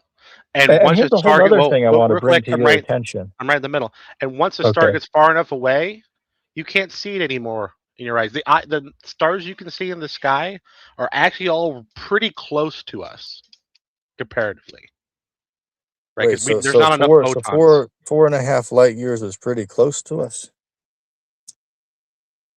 Yeah, compared to the stars that are 100 light years away. Yeah. 100 light years, so they can still see those protons from 100 light years away. I have to see. I have to go look up the distance. But we can't actually Okay. see compared to the size of the galaxy. Your naked eye can't actually see stars very far away. So yes, just like your flashlight example, eventually when the light is far enough away, it doesn't even twinkle. You just don't see it anymore. Have you ever seen some of these like high definition like recordings that people have of like these zoomed in stars underneath the telescope or whatever camera they're using to zoom in on these stars or even planets with? And Yeah, did where you it's ever really see it? fuzzy, where it's They're really like all, fuzzy twinkling. wavy and all distorted, like even the planets, some of them. Like what's Oh, your thoughts on that? the wavy is just the atmosphere. No, no, no. It's I'm talking it's the about if gas. you zoom in on some of these planets, they're like all, distorted, all wavy, like flashes of light. Not what NASA depicts in their images that you can pull up on Google. So would you at least agree with me that NASA is being fraudulent with the imagery they put online for everybody to look at it and use for educational purposes? No, not at all. So there's nothing at all fishy going on from your perspective, right? Well, no. When someone's taking a telescope right from the Earth, from the surface of the Earth, it looks through a bunch of gas. We call it the atmosphere. That gas will bend and reflect light. It's just like how light bends and reflects through the pool. Same thing. It's just the atmosphere isn't as dense, but it is thicker. When you put a satellite outside of the atmosphere and it's looking at something and there's no gas in the way, you don't get the wavy. Do you have like any example of this? So you're saying that if you put a satellite above the Earth, it'll give you a clear image of these stars or planets. Have you ever seen an example of that? Because I have not. I mean, you want me to look you up the number of telescopes that are in No, space? like I'm just asking because I don't believe what you're saying. So I'm How asking, have about you Hubble? seen How this? about the Because Hubble telescope? I There you don't go. believe. Excuse me, I didn't hear you. How about the Hubble telescope? Hubble telescope. Well, Uh, here's my position, right? All these telescopes around the world, I believe they're just seeing stuff on the ceiling above us. I don't believe that these whether they call them planets or stars out there, I don't believe that they're billions of miles away or light years away. I believe that these things they're seeing in the skies, it's just above our heads, and they are seeing them, but they're just not understanding their true distance from us. They're just over exaggerating it for various reasons. That would be my position. okay, So, what observation have you made that shows that they're incorrect? well, again, I think there's a ton of different things that could be brought up, but I'm not really sure if you're. I don't know how far you've done research into this particular subject. Real quick, while we're on the topic of the sun, moon, and stars, what is your thoughts about that recent, like 2 months ago, that recent moon mission where they sent 4 people to circle the moon in Artemis 2? Do you believe that, or do you believe there's like some fraudulent stuff going on? Do you Uh, believe what they did? I don't know. Watched it go up. I have a friend that listened to the radio signal the entire way there, or most of the way there. Right. Uh, they went dead when they went to the backside of the moon. They came back when they came around the moon, and people all over the world with their telescopes watched them fly back. Watched them fly back. So you don't think so? When you watched them fly back, how did you guys zoom in on them if they're 300,000 plus miles away? Like how is that even visible to the eye to see? Even zoom in on? How would you even know where to Yeah, zoom in on? it's not visible to the eye. Well, you mean you could just they're coming in more or less a line straight from the moon back to us. So it's not like you have to search very hard. But I mean, there are telescopes out there that get billions times magnification. So Okay. How about the 60s? Do you believe in 69 that the US government landed men on the moon and planted an American flag? Do you believe that too? yeah, for basically all the same reasons. For all the Pe- same reasons? But People how all over the about world watch what them go well up, why go if you around the don't mind moon, me land on the asking you, moon. have you ever watched the interviews with some of these astronauts that went on that 69 moon mission? Yeah, a bunch of different ones. Okay. Well, could I ask you, if you've seen a bunch of different ones, why do they always seem paranoid and pissed off or upset in their interviews, like they're trying to hide something? You don't find anything fishy with that? I've never seen one where they seemed upset or paranoid. Are you sure? Well, maybe you haven't Yeah, even watched any at all, no, perhaps. I have. Are you sure How you about haven't how just about we misread talk their about, have face? you ever seen the documentary Astronauts Gone Wild? Uh, I don't think so. Okay, I'd recommend you I, check I that would out. believe It I would will believe give they you. go wild. I'm sorry, you said what? I said I believe they go wild. Almost all of them are fighter pilots. Yeah, yeah, but you see, you're saying you don't believe they did, but if you check out the No, no, I documentary, you're said gonna I, I see. I would believe they go wild. They are almost all fighter pilots. Okay, so let me ask you this then. So if you watch the documentary, again, if anybody wants to look it up, it's called Astronauts Gone Wild, or another follow-up one, which is called A Funny Thing Happened on the Way to the Moon. Look those both up, give them a watch. But this guy goes and interviews the astronauts, and when he always asks them to swear on the Bible that they walked on the moon, they all get offensive. One even got into a fist fight with them.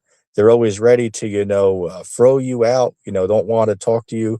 My question is, if they're not hiding something, why not just say, "Oh yeah, I went to the moon. Look, I put my hand on the word of God. Yeah, I went there."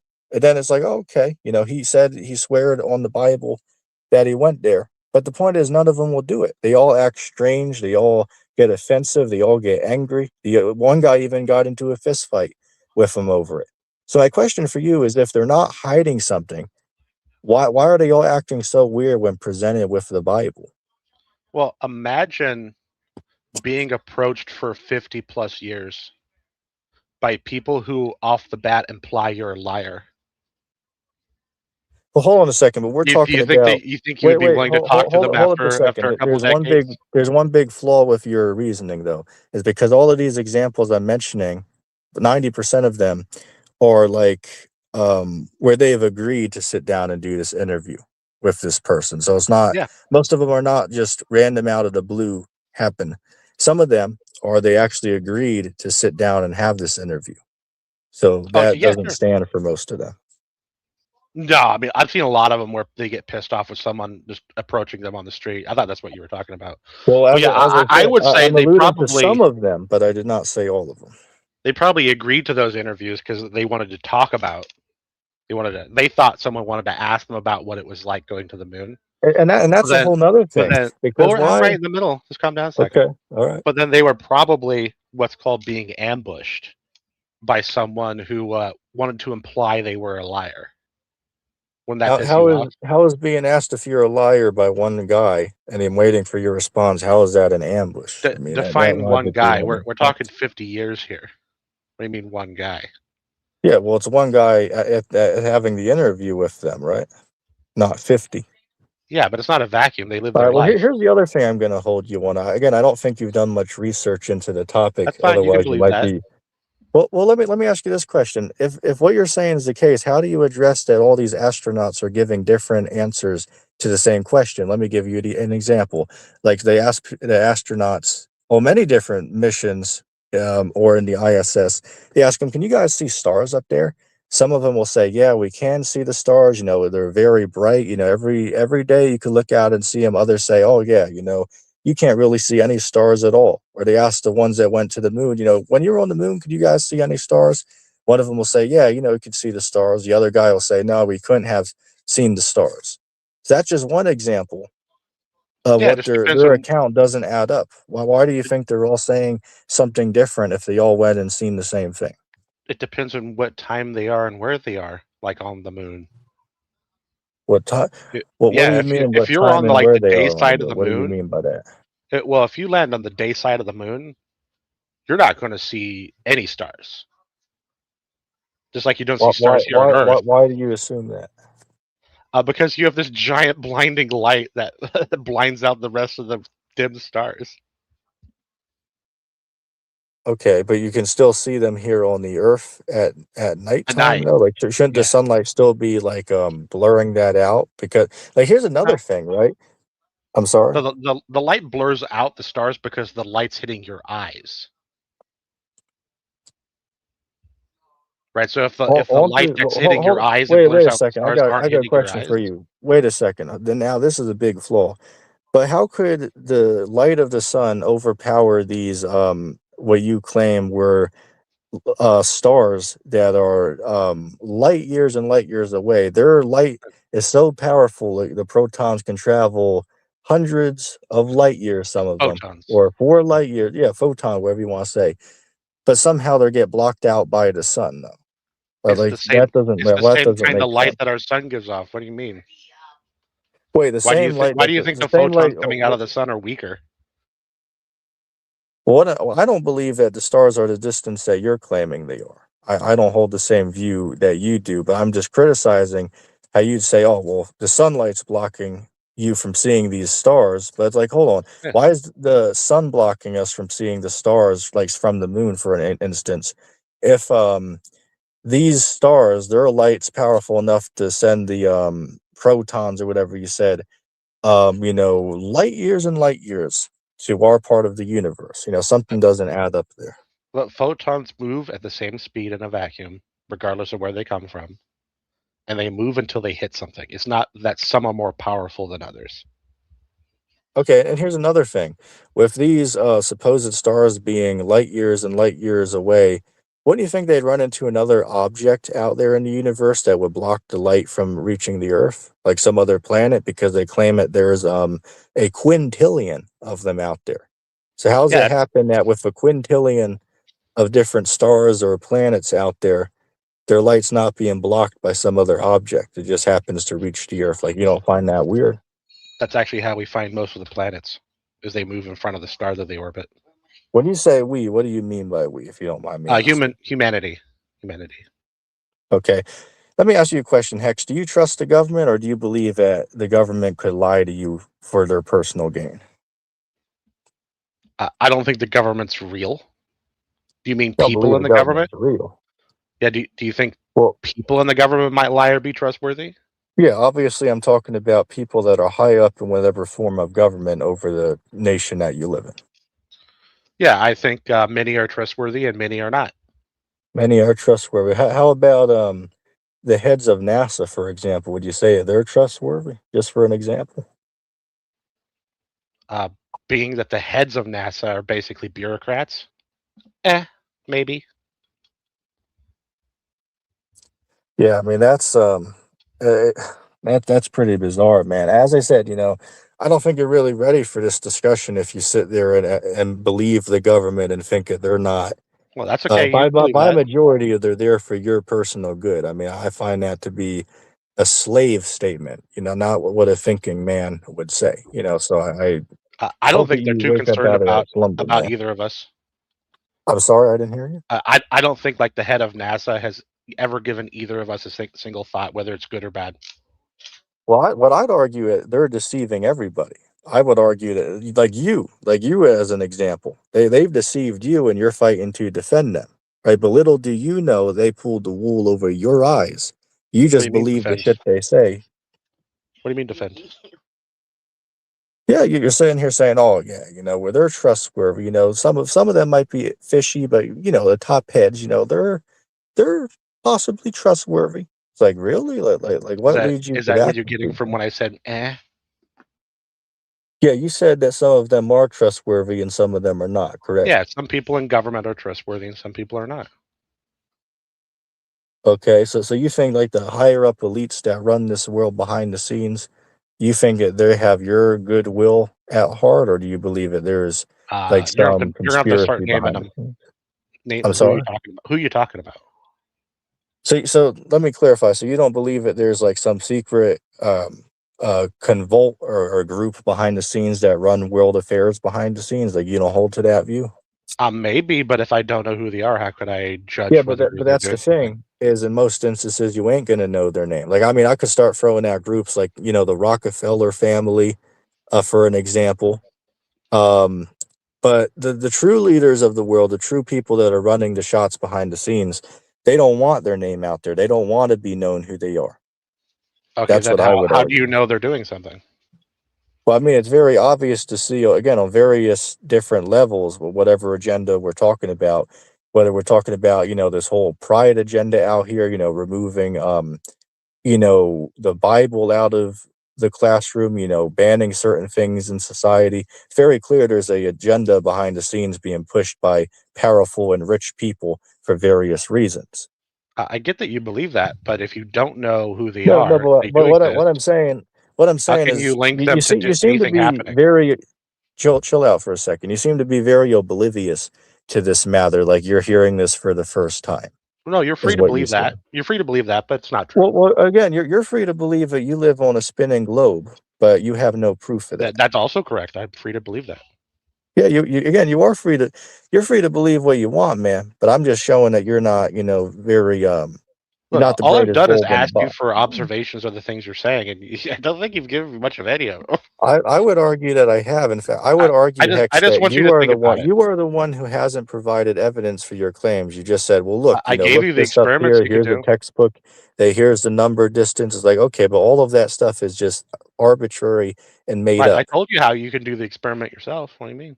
Okay, well let's tone it back a little bit. Let's go back to what we talked about like believing the world was created by a designer, or by like chance over the course of time, right? So you honestly are going to tell me that like the three examples I brought up at the beginning of our discussion, the fact that there is reproduction between male and female, the fact that there's even male and female to begin with, the fact that both the sun and the moon appear to be the exact same size overhead, they can pass over one another, look to be the exact same size and distance in the sky. And do you have them written down? What was the third point I brought up? Oh, for what's it? Moon Yeah, about matching the the distance creation. of the sky, male and Right, female. There's one thing right. before, actually, at the beginning of that. What was it? Yeah, that's what I'm asking. What the third one was? It slipped the memory. Yeah, so I'm trying to. I can't remember it either. All right, that's fine. But the point of the matter, all these different observations, I would argue, prove that there was some designer to the world that we live in. So I'm just curious from your position, because you don't hold the view that this place was special and created divinely. So I'm just curious what your view is about how this reality, came into existence. I mean, came into. I said existence by its very nature exists. Okay, What do you exactly. mean So you're comes saying into that existence? by happenstance over time it happens to be correct. No, existence just always was because it's existence. Okay, so let me ask you. So you don't believe in the Big Bang, The Big Bang could just be a part of existence. but can you answer that though? I'm asking, do you believe in it? Like I it believe it. happened or not? I believe it matches observation. Yeah. Okay. That's Okay. it. So I want to confirm that with you. The reason I'm asking, so by your notion, you'd agree from that premise that there was a time when there wasn't any reality before the Big Bang. From that view. I don't have to go that far. I just say that it's a logical conclusion from the observation. That doesn't mean I'm saying I know it's true. There could be all sorts of things that we don't know about that could affect So, exactly how so why the would it? matter in this universe gets distributed, right? But when Okay. you look out and you see everything moving away from everything else, and then you just wind the clock back logically, that's why people believe in the Big Bang. Yeah, again, well, I would argue that's based on a lie because we don't see everything moving away from each other. Everything is perfectly set up. Like, how about we talk about how the Egyptian pyramids are still aligned with the same star in the sky for the last few thousand years? Well, hold up a second. The Earth is traveling, what is it, 66,000 miles around the sun. The sun's going 500,000 miles through the universe. Mine lined up. Obviously, over the course of time, that star should not be aligned with the pyramids after thousands of years. I would argue that's What an do you mean indication. aligned? Bear with me a second. I would argue that's an indication that the Earth isn't moving. The Earth is not traveling anywhere. The Earth is stationary and still. Your part of the argument was you believe that the Earth is rotating and spinning and traveling throughout an infinite space, correct? I don't think there's any evidence of infinite. It's just possibly infinite. Whether we call it infinite or not, you still believe the Earth's traveling through space, correct? I don't know because I don't know what you mean by lines up with, in alignment with. Do you I'll mean look it that up there for are you. 3 pyramids that are in roughly the same shape as the belt in the sky? Is that what you mean? Yeah, what I'm saying, let me look this up real quick for you. Because if that's the case, how do you explain that the Sphinx is no longer lined up with the sun rising in Leo? Bear with me 1 second and I'll address that. Like I'll do a Google search. It says Great Pyramid. I looked up what star is a Great Pyramid aligned with. It says a Great Pyramid is famously aligned with the true north. Right, so the North Star, going by what Google's saying. So what was your question? Or the north? Okay, so there's a pyramid that you can draw a line between it and the North Star. Is Yeah, that they're it? saying that it's like the peak of it was built to be in a line with the star. But my argument would be is the fact that these pyramids are thousands of years old and are still aligned with the stars they were originally built to be aligned with. That proves that the Earth what we live on is not rotating and spinning through a galaxy. The fact that these structures are still aligned with the stars that they were built to align with a few thousand years ago. That's a observable proof that we're not moving, we're not spinning. If you disagree, you're welcome to elaborate. 1 second here, because I think the North Star during or the early, like the first third of the Egyptian kingdom, which is when these pyramids I think were built, was a different North Star than the one we have now. Okay, I'm familiar with the argument. They say that, well, thousands of years ago, it used to be aligned with a different star. Well, I would have to argue that because let's hypothetically say that was true. Okay. Well, what are the odds then that 3,000, 4,000 years later, after the construction of these, they just happen to today be aligned with the North Star? Like what are the chances of that happening? That just over the course of time, it varied off from the old star and just coincidentally happened to today align with a new star directly overhead. I Right. find that to be Well, a the North loony Star isn't story. directly overhead of the pyramid. That's why I'm confused when you're talking about aligned with.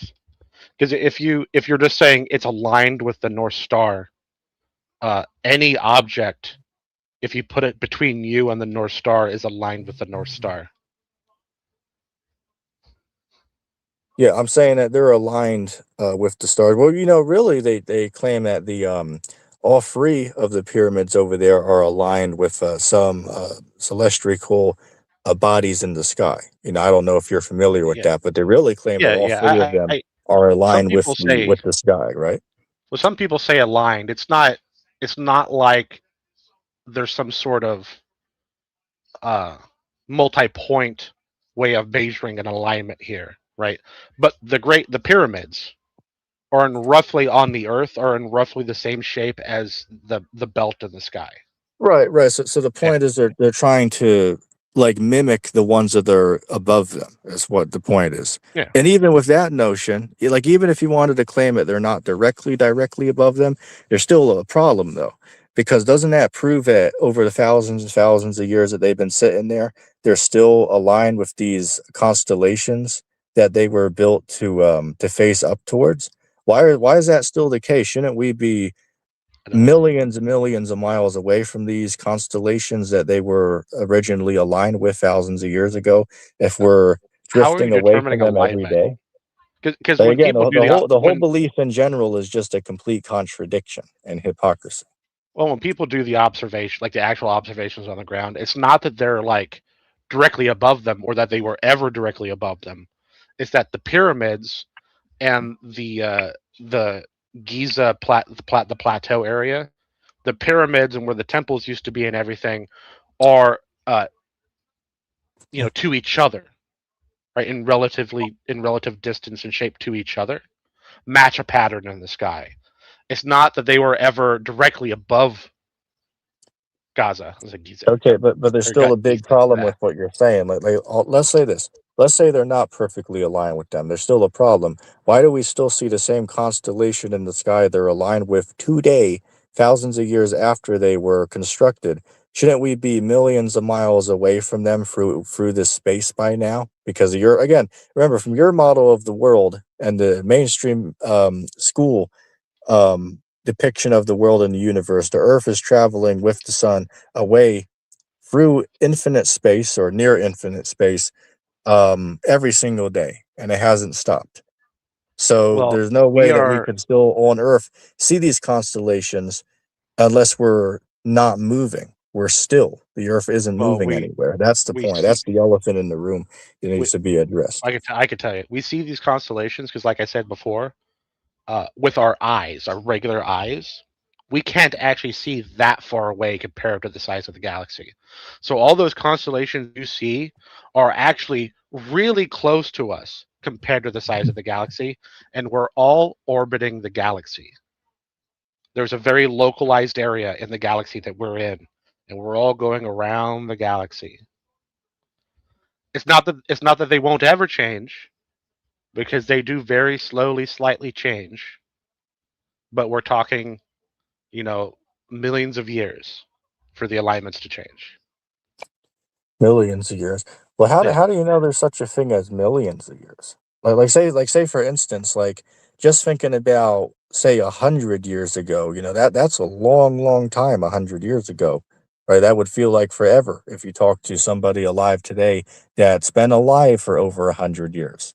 So think about a million or 2 or 3 million. I would argue that there's no such thing as that amount of time. I would argue that's just a lie that the government put into these textbooks, and you people believe it because you're arrogant. That's what I would argue. Oh, I believe Because it because the like observation and would you at least agree with me on this that you yourself can't prove that the say for instance the skeleton of a dinosaur in the ground is 65 or 80 million years old in the ground? Like, can you at least agree with me you yourself can't demonstrate that?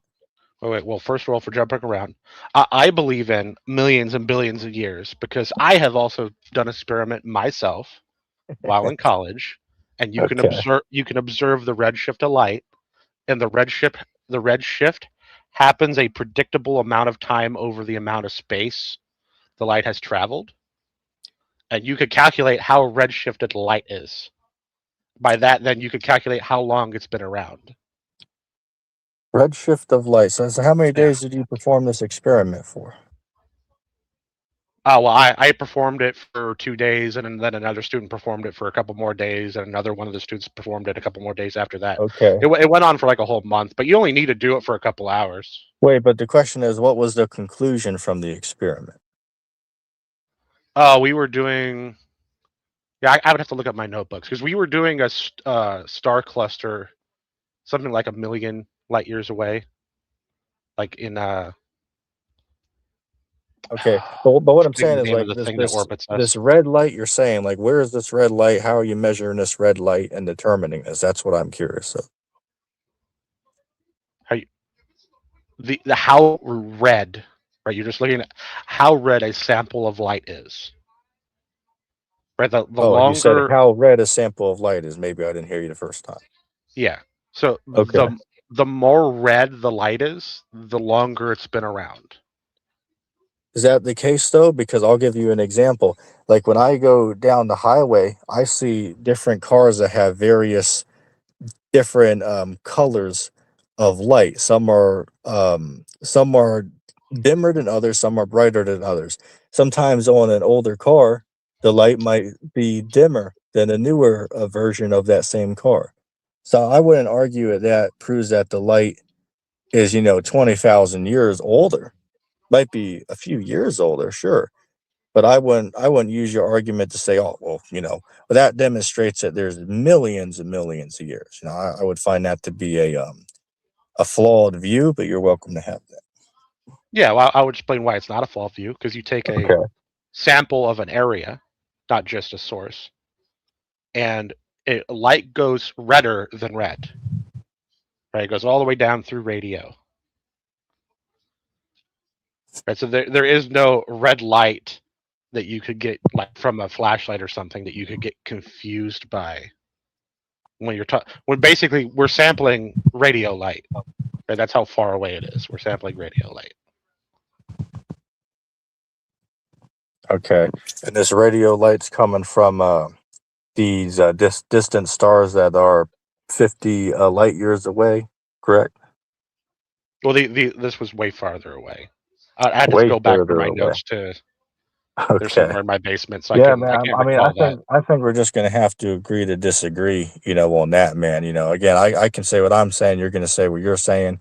I think we're definitely two different ends of the perspective on that topic. Uh, But Definitely.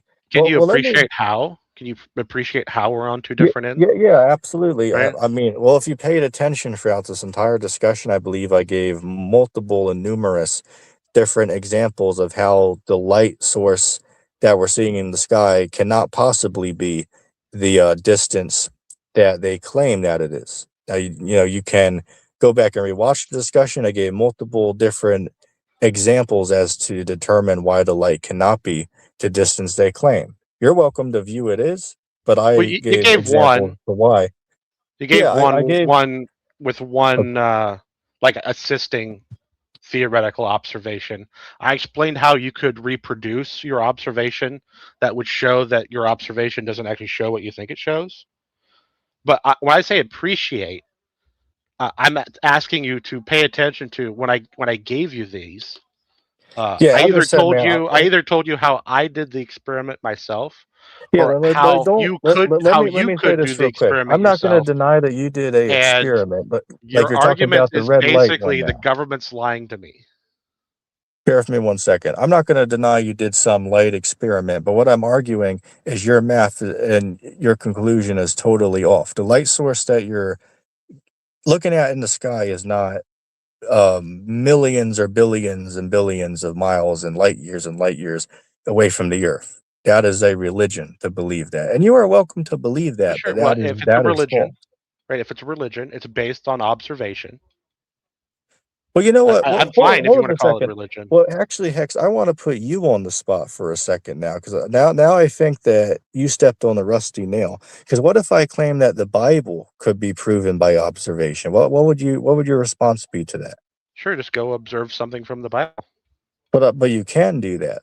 So my question for We'll go you is do it. if you could observe things from the Bible as tangible and prove that they actually happen as the text says, why would you reject the text just out of curiosity?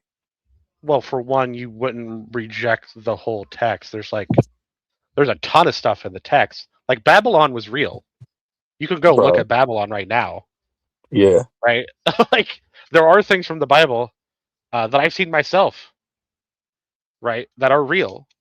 So you don't just And reject what the would that be text. out of curiosity? You reject the What stupid would things you in the say? text. What would you say you've seen from the Bible yourself out of curiosity? Ruins of Babylon during a day. You've traveled to Babylon. Yeah, yeah. Okay, well, just out of curiosity, because I had a debate recently with other viewer. When you went to see the ruins of ancient Babylon, were there like hotels and like vendors in that area that you could purchase from? I mean, nearby, Right. not on site. You would have. We're talking like probably like a 30-minute drive. Okay, so Uh, roughly a couple miles, correct? Yeah, there's occasionally, there are still like traders and caravans that are on camel and shit walking around. So we Right, saw a right. couple of those, but there's no like commercialism around it or anything. Right, right. Well, thanks for confirming that because that goes back to a discussion I had with somebody recently about Isaiah 13. You know, we were arguing about, if it was fulfilled with that Babylon or is it like a future context. But now that you gave the example from Babylon that you've been there yourself, and there are people that are trying to sell merchandise and camel rides and stuff like that. It demonstrates that Isaiah 13 is about a future thing, not about a past thing, in case that individual is watching. Um, Oh, well, it can't be. 13 is provably impossible to happen. you The, mean the to sto- happen, just to clarify what you're saying, do you mean in total ever or impossible that it happened back then? oh, and ever. Right. The Ever? What what people what the make you people say that? well the people that are supposed to destroy Babylon in Isaiah 13 uh went out of existence about 500 BC. What people is that? Is it Medes? I think it's Medes, Medes, if I'm pronouncing that right. Well, I believe it'd be talk about Midianites, right? Well, I don't think it says Midianite, Okay. Well, I would but argue that it's just talking about like the territory where those people lived. That because typically what would happen in some cultures is they'd adopt the name of whatever the land is where they live. Like I'll give an example. Like Americans today, they call themselves Americans because the land itself they refer to it as America. So the land of Canaan, the people living there would call themselves Canaanites because that's after what the land is being called. So I definitely would disagree. Well I don't even believe Isaiah 13 is talking about over in like the Babylon that you went to visit on your trip. That's not what it's talking about. It's talking about something different. But again, we I guess we can't get too far on that because you don't really hold to the Bible or it's a prophetic text or whatever. So guess we got to agree to disagree on that. mhm. Okay, but with this notion, right? So what makes you so sure that the Bible's like not true? Like the God of Abraham, Isaac, and Jacob is like a myth that was like made up. That's not actually real. Like what leads you to Well, that conclusion? If you could give like two examples. if I only give two examples, Well, I'm saying like to okay. make it easy for you, if you could only give like one or two examples, so we're not here all night. You get what I'm saying? So like the core premise, the story is what you're getting at, like the core story of the Bible. I would say if I was only going to give one, I would say there is no evidence of anyone acting like, writing about, or having the diet of a Jew that would have had those texts up until the third century BC. I mean, that's the first time I've heard somebody make that claim. So I mean, that's No, but it's all interesting. over the literature. That's why you have to read the literature if you're going to have opinions about this. Well, what are you talking about? Like say for instance, like are you talking about you don't see them living in accordance with like the dietary law that's in like Leviticus the 11th chapter? Well, for example, or the temples in and around Jerusalem and Israel and Judea, uh, they're covered in Greek writing. There's like no Hebrew fucking anywhere. Well, couldn't Uh, that be because maybe after the Israelites had to leave those sites, they got vandalized and writ down their language on the site? Like, couldn't that be no, the no, case? this is when the Israelites were there. They all spoke Greek. We don't start seeing Hebrew like like proper Hebrew in Hebrew text until like the third century BC. The same time you see people start acting like they're Jews. Okay, so you're saying that the Hebrew language you can't see it around before then, correct? You can see what's called like Paleo Hebrew, which is Right. basically the Southern Canaanite. Like the language is shared amongst a bunch of different groups of people, Yeah. and they're written in Phoenician script, but it's not Hebrew and it's not Hebrew script. Well, have you ever looked into like the in Saudi Arabia they have what they say is the Mount Sinai site. They call it Jebel El Laws, and around the mountain there's actually a Hebrew inscription on a stone there. So if I don't know if you ever looked into that or not. So wouldn't that be an indication of Hebrew inscription from a few thousand years ago? Was it a few thousand years old? Yeah, it would be, like, back in What the script? time of What script Moses, is it like, in? when he delivered the, Israelites out of the land of Egypt, right, with the Red Sea crossing and all that, that would be the time period that that would allude back to in accordance with the text.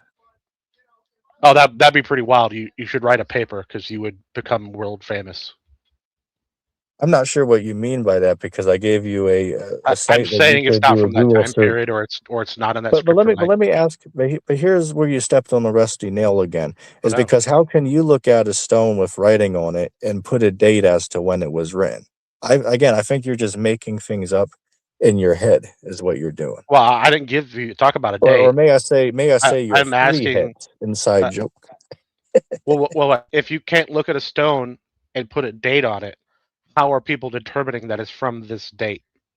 Well, You it's very stepped on a simple. rusty nail, First of all, what actually no, sir. Hey, as Cesariak says, listening is an art. You need to do a little bit better. right? I did Yeah, not that's your put a problem. I listened.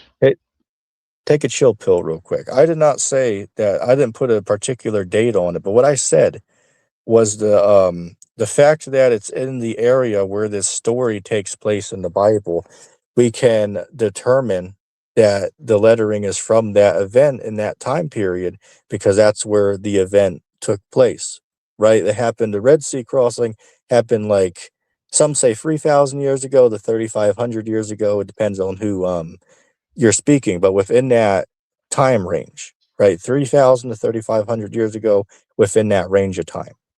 So the Okay, fact and that where? there's Hebrew inscription at the site where the story took place with the Israelite people, that well, for one, that gives authenticity to the text that the event actually happened Does it? because there's Hebrew written in the location where this story took place. Again, So Hex, I don't you're think you're telling me? Well, let me real, ask you a real quick. question. I don't think you're familiar with what I'm talking about because perhaps you No, never no, looked that into the that site. that stone, that stone, I'm not. But I'm going to ask you a question. Okay. So you're telling me that someone that would have known the story from, let's say, 200 BC instead of like 1500 BC couldn't have went down there, chiseled a stone, and set it there. What I'm arguing is that the entire site in general matches the story. The Mount Sinai's there with a burned top. There's 12 pillars of stone at the bottom of the mountain. There's a what's the word I'm looking for? An altar built that has menorahs etched onto it and Hebrew inscription and like bowls, right? And the locals there believe that if they find you in that area, they believe you're digging around for gold because that's where they held the calf at that the people set up and worship in the Exodus story. So what I'm saying is all of it Okay. in general, if you look into the entire area, it all matches what the text says about the story. So Yeah, but altogether, if it's the proof text that is it written happened in there. 300 BC, What text is? What text the is? Torah, the first part of the Bible, the core story, You said in what time? about 300 BC, for300 to get BC. the version we Well, have currently.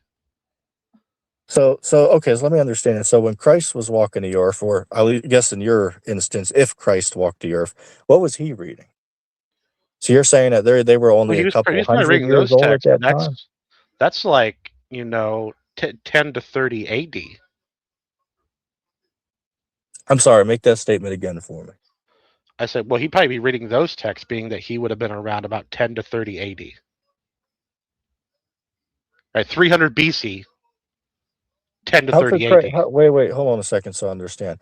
How could you say Christ could be like, 10 or whatever AD if the AD and BC is based upon his death?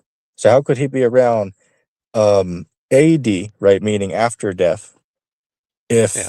his story was concluded for the entire reason for it to be called BC or AD. You know what I'm saying? Like, wait, Because how do you? when you make a calendar, you can place the dates of the things that happened on the calendar. Okay, but what I'm saying is Also, the Hebrew the calendar premise. existed, Okay, the right? premise is the premise I'm saying is wrong. Christ can't be walking the earth having his ministry after AD because AD means after the death of Christ, right? After the death and burial and resurrection of Christ is what Wait, AD means. wait. Do So you he can't be honestly walking. believe? Okay, wait. Do you honestly believe that we can't say that that's when he did it because we hadn't come up with the name for that time period yet? Is that your No, I argument? think my point is very clear what I'm saying. If you can't sit there and say, "Oh, well, Christ was walking around in 30 AD," it's like, well, that can't be the case because the whole reason it's called AD was because this is after the time period of Christ. So how could Christ be walking around AD if this is the time period after he lived? Yeah, Okay. I don't get how you don't see what I'm saying. It's not after. It means in the time of the Lord. Like, what do you Yeah, I mean, mean? I think we're just gonna have to disagree on that. Oh, So that's fine, but you're just bickering about a name and a calendar at that point. It doesn't mean anything. okay, Hex, I'm trying to like hold you on the spot here because you don't believe in the Bible, but I'm just curious of what makes you hold that view. Because I don't think you have much of a reason for that. One thing you brought up is about, oh, well, where we don't see anybody eating a certain way until a period of time. It's like, really? I mean, like that's your best evidence for like why the Bible's like Well, no, not you said if trustworthy. I Like could that's if I dumb. could give one, right? I gave one, and Well, I said you could that's give the I most said you could give encompassing one. multiple. I said you Well, could give. you said Okay, one or that's two. fine. I'll give you. What's your second one? What's your second one? The second one is there is no observation that you could do right now that would show anything of the main story of the Bible. Well, what would be the main story of the Bible? Would you say? Uh, God creating Adam and Eve, up through the flood, up through the old timers, the founding fathers of the Hebrews, right? All the way up to Jesus, and then well, Jesus maybe, right? The magical power stuff. There's no observations you could do now for that, right? There you go. That's the core story. Well, as far as Noah's flood, I mean, I would argue that the evidence for a worldwide catastrophe is all around us. You ever heard of something called a canvas prairie? Canvas prairie. Yeah, I'm not familiar with the term, that's but I fine. think I But know what you mean. yeah, if you later you can do a Google search on that. But what it is that it's like a massive like open area of land. But if you look at the way that the hills are formed, it's formed as if like water rapidly ran through there, right? And they've done the estimates on how high the hills are, so they determined that the water would have had to been like 900 to 1,000 feet deep in this area to cause the ripples of this height. They're like, Oh, okay. 50 I feet know what you're high. referring to. Yeah, there were a bunch of big floods that we know about. We even know for the sources for most of them. Your argument would be it just wasn't worldwide, correct? It wasn't one. Well, depends on what you mean by worldwide. There wasn't one that covered all the landmass of the earth. Yeah, I would hold the stance that it was, right? Because the Bible says that all the mountains and hills were covered by the water. So I would argue it was a Yeah, worldwide there's just no observation for catastrophe. that. No observation. Well, let me ask you a question. Do you know how high Mount Everest is off the top of the head? No, no. Okay. Well, just so you know, it's over 29,000 feet tall. They say, what is it, 29,002 feet tall, 29,005 feet tall, something like that. But the reason I bring it up is nearing the peak of these mountains, such as Mount Everest and other great mountains that are famous around the world. They found fossilized remains of like sea urchins and other marine life on these mountains. So I would argue that that is an indicator that at some point in history, these great hills and mountains were submerged in water at some point in time. Would you agree or disagree? Oh, I would agree. Yeah, Okay. So, like, what flood do you believe that there was that could cover a mountain that's 29,000 feet tall? it wasn't a flood. Yeah, so I'm asking you what you believe it was. Oh, well, I mean, the shelf, right? That's around the continents. That's under the water. What it used to have been under the water had sea life on it for a very, very long time. And then those shelves and the continents hit each other, and where they hit each other and smash into each other, mountains pop up. Okay, when they smashed into each other. So why is the sea life fossilized on it? Shouldn't that be like completely destroyed if these No. shells or whatever term you put on them, they get knocked into each other? Like, wouldn't that destroy all the marine life? So why do we like find them like perfectly reserved on these mountains? Well, it's on the surface of the mountains you're going to find them because the rock face is gradually chipping away, eroding. They pop out. But if you dig into the mountain, you're going to find a bunch more. Okay.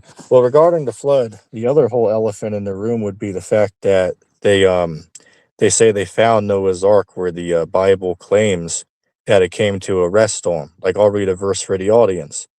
Let me see real quick. Let's go to Genesis chapter 8, and we'll go to verse 3. It says, "And the waters returned from the earth continually, and after the end of the 150 days, the waters were abated. And the ark rested in the seventh month, and upon the 17th day of the month, upon the mountains of Ararat."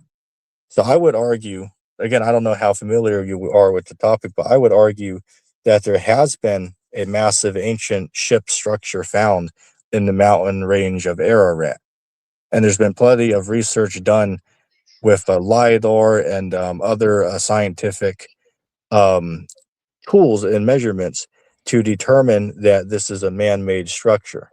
So I don't know if you're familiar with that, or if you are, what is your understanding of that? How do you Yeah, refute because that claim that the Bible? Real quick before you chime in, I want to point out the Bible says directly in what I just read that the Ark of Noah came to a rest upon the mountains of Ararat, and we just happened to find a massive ship-like structure upon the mountains of Ararat. Doesn't that give credibility to the story? Mike's yours.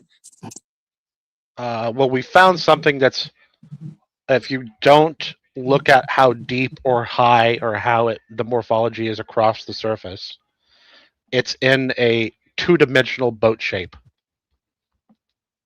Right. We found caverns Right. using you know uh, radar, ground penetrating radar. Uh, but the caverns we found aren't boat shape. They're not laid out like they would be in a boat. Uh, in the middle of that boat shape is like a small mountain. So that might be a problem for it being Noah's Ark.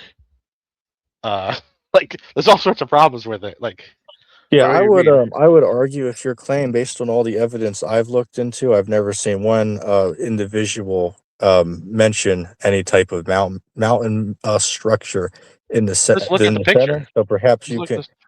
Wait, you Look said at a there's a picture of it. picture? There. Wait a Yeah. second. Wait a second. There can't be a picture of it because it's buried under tons of soil. Like, No, I don't the know. boat, Yeah, I don't know the how. boat shape, the boat shape they're referring to is visible from the surface.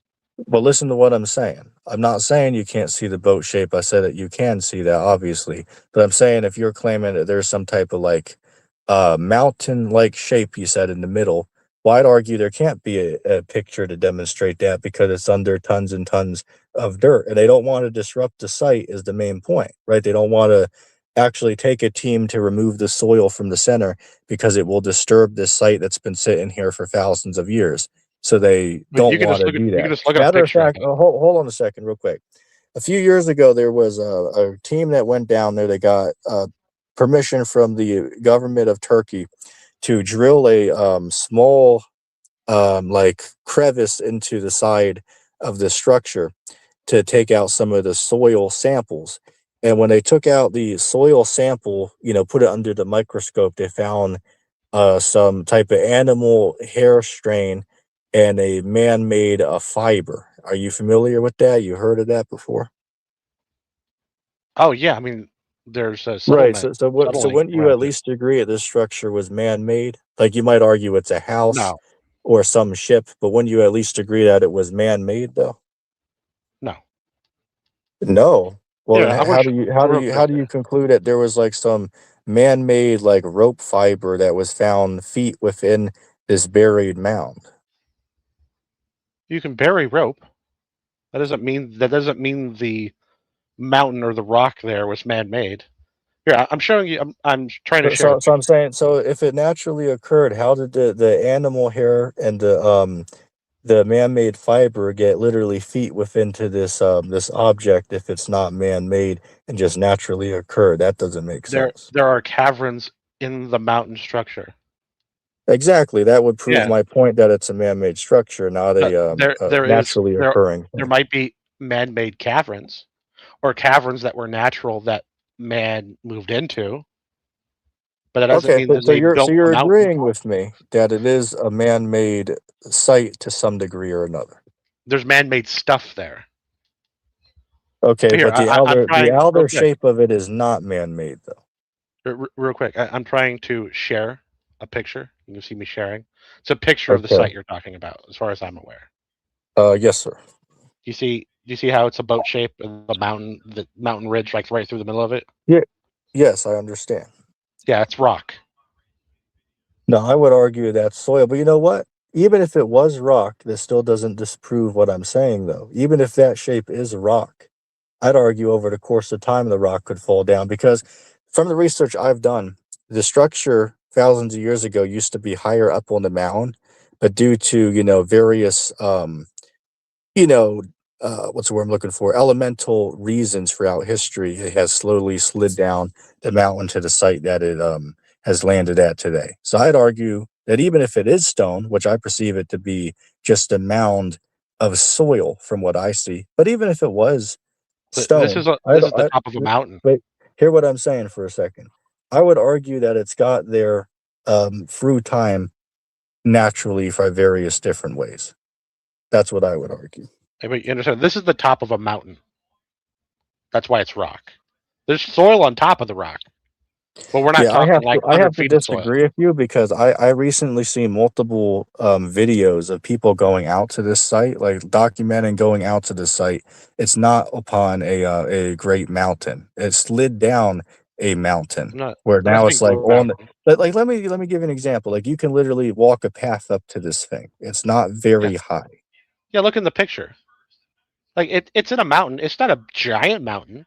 I call it like a range, right? It's within a mountain range, but it's not on the top of a mountain. It's like in a low part between mountains, for lack of a Well, better term. I would say it's a small mountain with low parts around it.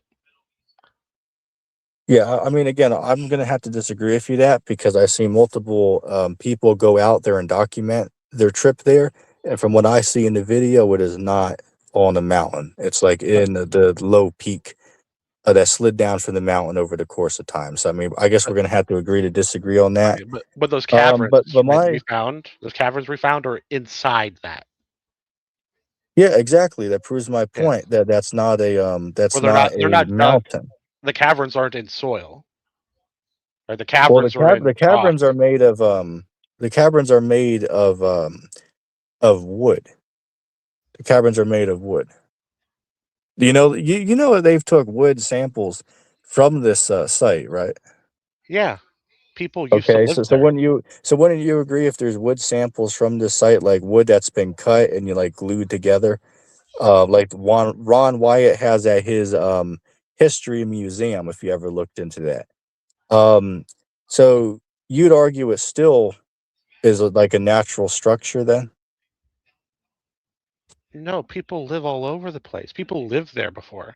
Okay, so if you agree it's a in some way man-made structure, doesn't it seem weird how it's in like a ship um design and it just happens to reach the description that the Bible says about the ark and where it came to its final resting place? Like, don't you find that a little odd But how the well, Bible it got doesn't. that right? It doesn't. It's not the correct size for Noah's Ark. What do you If mean we're it's talking not about the the right statue, size? What do you mean? It is not the same size as Noah's Ark. What's the difference in size? I'd have to look it up again. Okay. Well, I would argue that some people try to say that he used the Egyptian foot, so the measurement of it might not be the same as you use today in the 21st century. But the point of the matter is that it's a ship-like structure, and it's in the same location where the Bible says that this ark came to a rest. I gave an example where they've dug into it, drilled into it, found proof of an animal hair and man-made fiber inside of the inside of this. And then even you agree they've done a LiDAR test on it and various tests to determine there are like cavities in the structure, proving that it's Yeah. man-made. So again, we can agree to disagree, but The I cavities think we don't prove both. they're man-made. What do you You, mean? you can scan most mountains and find cavernous structures on the inside. Yeah, So we're not just because talking you find about cavernous cave. structures Hold, doesn't hold, mean that hold they're on a second. man-made. You stepped on a nail again, my guy, because you said earlier we can see like man-made, like room-like structures in there. We're not No, talking I about said cave. that human beings could move into a cavern and shape it. Right? Just because you find a cavern doesn't mean that man made the cavern.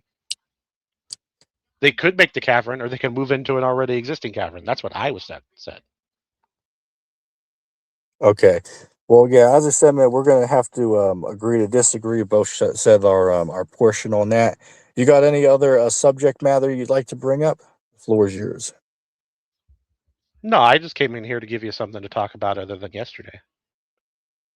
Well, hold up a second. Well, did you even see my discussion yesterday or not?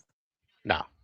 Okay. So why is it such a bad thing for me to be able to just do a recap of a discussion I did the other day? Like, is it not true that some of the guys you hang out with do recaps of videos and discussions they previously had? Oh yeah, but at the point where you went back to it a couple times, I figured you needed something else to talk about. Okay, well I, let's talk you know, about this. Did you hear what I talked about or not? some of it. I zoned out when you started complaining about Jill because I don't like Jill either. But like, I don't care about hearing about Jill. Yeah, I mean, Jill is just a, complete, knucklehead. But me and him were having a discussion the other day about polygamy. His position is that it's not permittable in the text. My position would be that it is permissible in the text. So that's what we were, going back and forth about the other day. Well, I think I would have to agree with you. I don't think there's.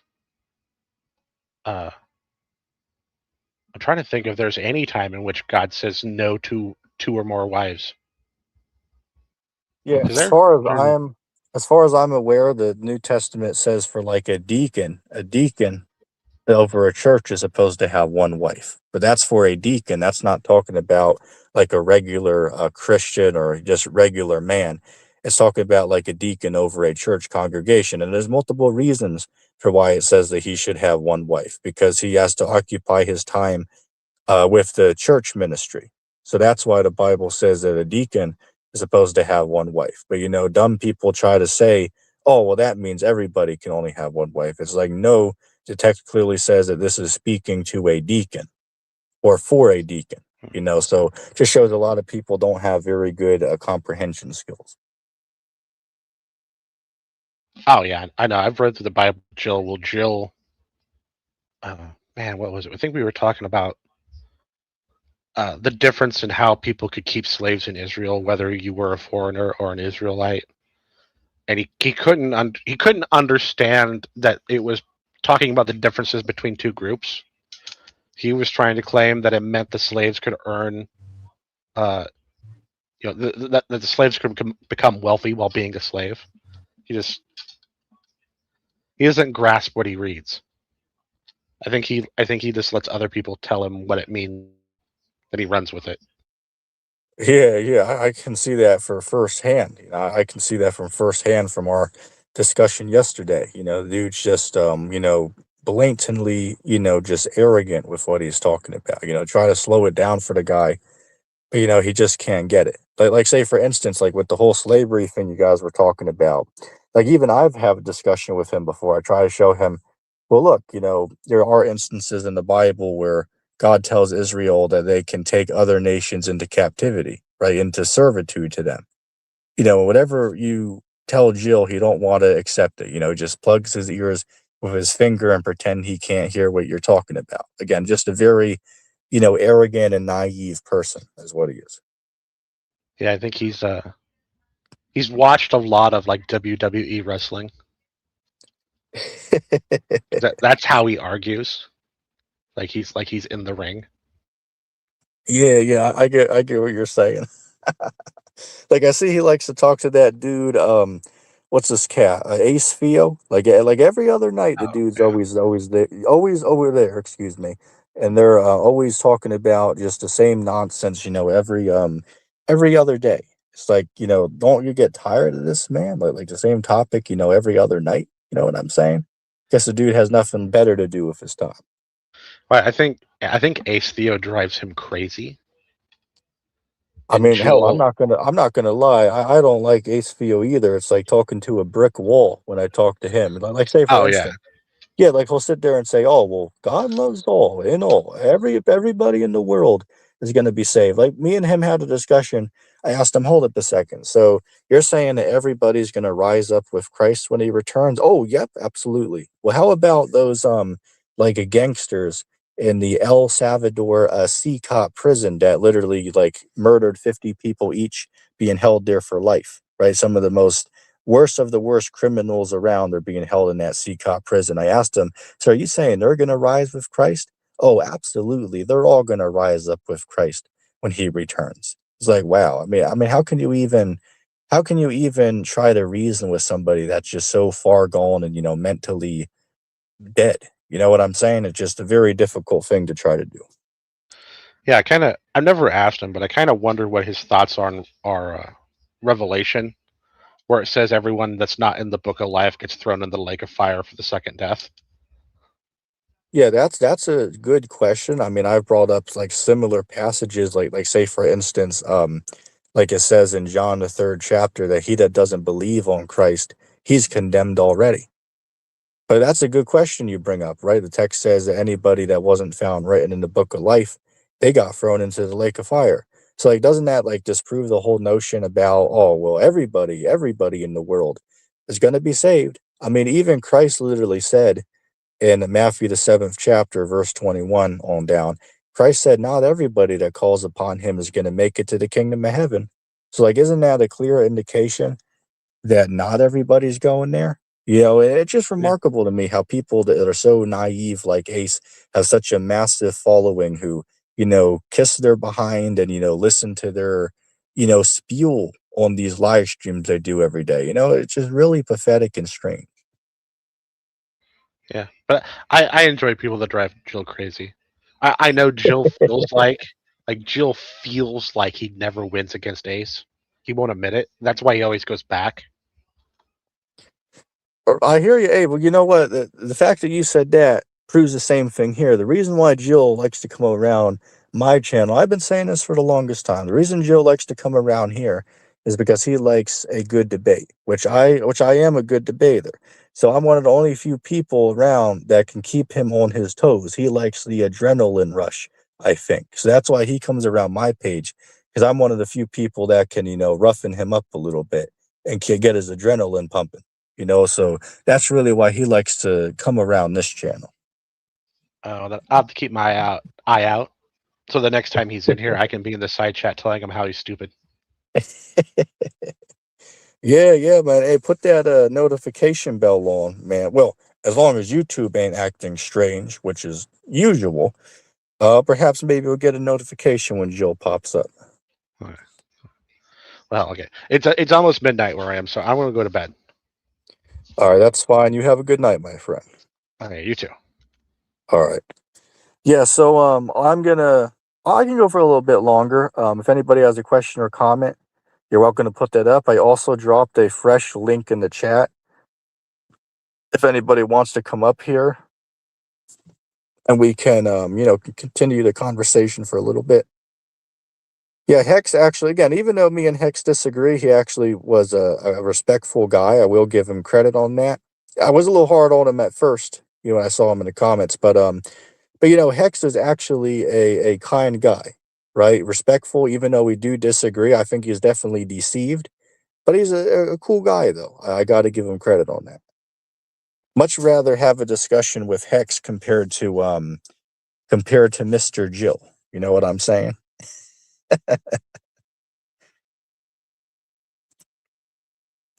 Okay, let me see real quick. I see somebody in the back chat. I will bring you up in a second. Let me just address a few of these comments here that I have not addressed yet.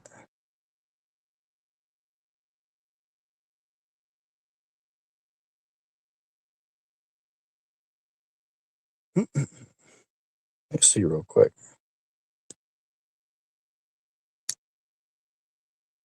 Yeah, Second Peter. I forgot the chapter. Yeah, I'm not sure what you're alluding to. The subject. Yeah, hey, agree with him there. Everybody like the stream. Everybody give the stream a thumbs up. Drew said, "I've seen many truthers push once saved, always saved." Yeah, I agree with you, man. You know, it's very bizarre the amount of people on the internet going around teaching, "Oh, once saved, always saved." You know, you can never lose your salvation. Are you sure about that? Are you sure about that? Is it true or false that once Judas was a believer in Christ? Again, at the end, he betrayed Christ. That is true, but did he not follow Christ as the apostle for a period of time? So my question is he saved forever, even though he betrayed Christ? Obviously, no. This dummy ace theo all. I can't wait to get to the kingdom so I can eat supper with Judas. Like, what the hell? Eat supper with Judas? Well, like, you don't want to have supper with Matthew or Christ or John. You want to eat with Judas, the man who betrayed Christ? I mean, come on. It just shows how dumb some of these people are out here. You know what I'm saying?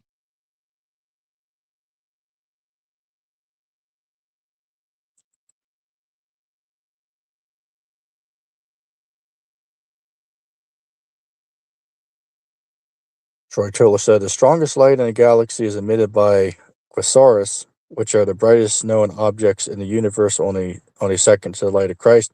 Well, you don't know those objects even exist because the only photographs you've seen of them are just like cartoon illustrations. As I tried to show with Higgs, these distance of these objects or stars is just is just made up. It's not actually true. Yo, can you hear me? Yeah, I can. You're a little bit distant. Yeah, Are you? Can you get closer to the mic? is he good? Yeah, I can't hear you, man. Can you hear me now? Yes, sir. All right, my There is bad. some echo in the background. I'm not sure if you have another device on or a Oh TV. yeah, I'm a little closer to the speaker. I'm doing it through a computer. All right, let Sorry me just about check that. the volume real quick. Yep. All right, this Is seems is it better? bearable. Yeah, seems good. All right. All right, you got a question or a topic, man? What's up? Yeah. So that print right there wasn't big enough for Noah's Ark if it existed. Okay, let's recap what you said. You said that print. Are you referring to the picture that me and Hex were speaking of? Yes, it was. That's not big enough to fit all the animals in the world. Okay. Do you know how many animals Noah took? Yeah, two of each. Yeah. If I'm not mistaken, I believe he took 7 of the unclean animals, right, and 2 of the No, it was clean. three unclean animals. Okay, fair enough. But I would argue that the animals can fit on the ship because it had like multiple different levels to the ship. And when he took the animals, he took the juveniles. So it's not like he tried to fit like a fully grown elephant or a cow in there. He took the juvenile of those animals, so there'd be Hmm. much more space for these creatures upon the ark. So wait a minute, you mean to tell me he had huntsman spiders on the ship too, like every animal? Yeah, according to the text, he took all these animals. Now, let's say this: if we believe a God exists, God can put the fault into these creatures' mind to go towards this location to make it easier for Noah. Like say for instance, like when Daniel fell into the lion's den, God put it onto the lion's mind to not attack him. So God could put it into the animal's mind to head to a certain direction where it would have been easier for Moses, or excuse me, Noah, to gather them up for this journey. Yeah, but the one problem with that. So let's say if you did bring all the animals and the crawling things, how did so like how did the boat so called land in Turkey, right? But then alligator snapping turtles winded up here in Louisiana. Like, don't they have to like crawl through the ocean and then crawl? Because you have the boat landed in Turkey, and all these animals now so happen to leapfrog across the ocean and wind up in all these different continents. So that's why I said the boat never existed. Okay. Yeah, I would answer and say that over the thousands of years since the event happened, the animals naturally migrate back to their territories where they are today. Again, it could have So happened over the course of hundreds of years, but the point is, over the course of time, they migrated back to their natural habitats. nice. So Like, did say God's for instance, like alligators. They're frequent in Florida, North and South Carolina, but they're not up here by New York, and that's for multiple different factors. So I would argue these creatures, they over the course of some time, they were able to migrate back to where their natural habitat would be, wherever that be upon the earth.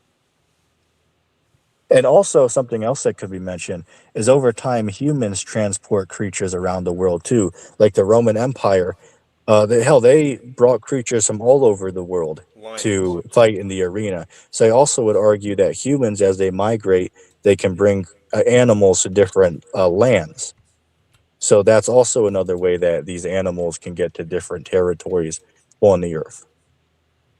That's agreed. But so so so And then also, you, not to cut you off, but one more point to elaborate oh, on that. sorry. Not only do they bring these creatures to these different areas on the earth, but if it's a good habitat for the creature to, flourish in, that's why their numbers greatly increase there over the course of, decades or centuries.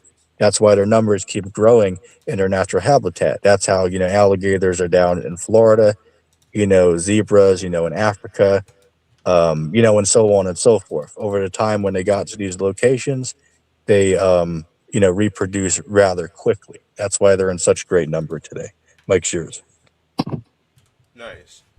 So when he put it upon the spirits of the animals to go to the ark, did he like supply them with a boat? I'm sorry, say that again. I said, did God supply the kangaroos with a boat, like a yacht, like he supplied them with a carnival cruise, and he gave them like shrimps and shit before they No, no. landed on the Are ark? you alluding to like how they got to that location? Yeah, yeah. Like at least he could Yeah. have gave them some I train would I tickets would or like say. a. Well, here's what I would say. Because I believe you're alluding to them. Well, they're in Australia, so how would they get to Turkey? Well, I would argue and say that that back then the creatures were around the area of where the ark was being constructed. So they were not living like only in certain territories or countries on Earth. Back then, things were different. The oxygen they breathe is different. The water they drink's different. The environment in general was much better back then compared to today. So animals that need certain environments to thrive in, back then it would have been easier for them to thrive in that region. That's what I would say. Like even the evolutionist perspective would agree with that. That yeah, some time ago, yeah, creatures like bugs could grow to be 10 or 15 feet long because the oxygen was superior to what we have today. And 15 the feet long water bugs. and various things. Oh wow! I'm So it's sorry. you said 15 feet long bugs. Like there could have been huge spiders because they did find huge spider fossils. Yeah, yeah. At some point, there used to Wow. exist like massive spiders. There could have been spiders the size of 3 feet long. There were centipedes that were like 15 feet long. Massive dragonflies. Yeah, that stuff at some point in time existed. But as I said, it's because of the environment back then could have creatures grow to that extent. Same thing with dinosaurs. Back then, Yeah. dinosaurs could thrive in that environment. Today, with all the pollution, bad air, messed up. Well, everything today's messed up, so they couldn't really thrive in the environment we have today.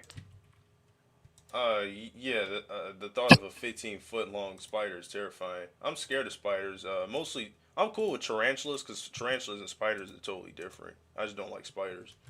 Yeah, I hear what you're saying. Hell, I wouldn't call myself scared of them, but I'd rather not be around them. Like today, I had to catch one that was hanging on my ceiling today. So yeah, hey, as long as they stay in the corner of the room, like there's a meme out there that says, "Oh yeah, get a spider in the room. Here's the deal." The spider says, "I get the corner of your room, and you get less bugs in your room." As long as they stay in the corner. Yeah, I get a spider in my corner of the room. He got bigger. Yeah, I hear you, man. Like like in my room, if they're in like the corner on the other side, I just let it sit there. As I say, it gets rid of some of the smaller bugs in my room. But then if it starts, moving out of that corner, then I will, get rid of it. I mean, like the spider moved out of my corner one time. I didn't find him on none of my stuff. If I did, I'd like shake it off and let it live. As I mean, it depends on what spider it is.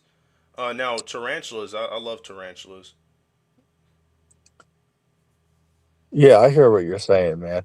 I don't know how long you've been listening to our conversation or even my discussion with Judah yesterday, but do you have anything you want to actually not Judah, Jill, do you have anything you want to remark? Yeah, Jill. Yeah, I don't know why Jill just keep coming along. I mean, like he just keeps saying, yeah, Christ and God are the same, and he just keep going on and on and on. I mean, you rejected it. Everybody here rejected it, but he just want to keep going on and on and on. That's kind of like a strange obsession he has.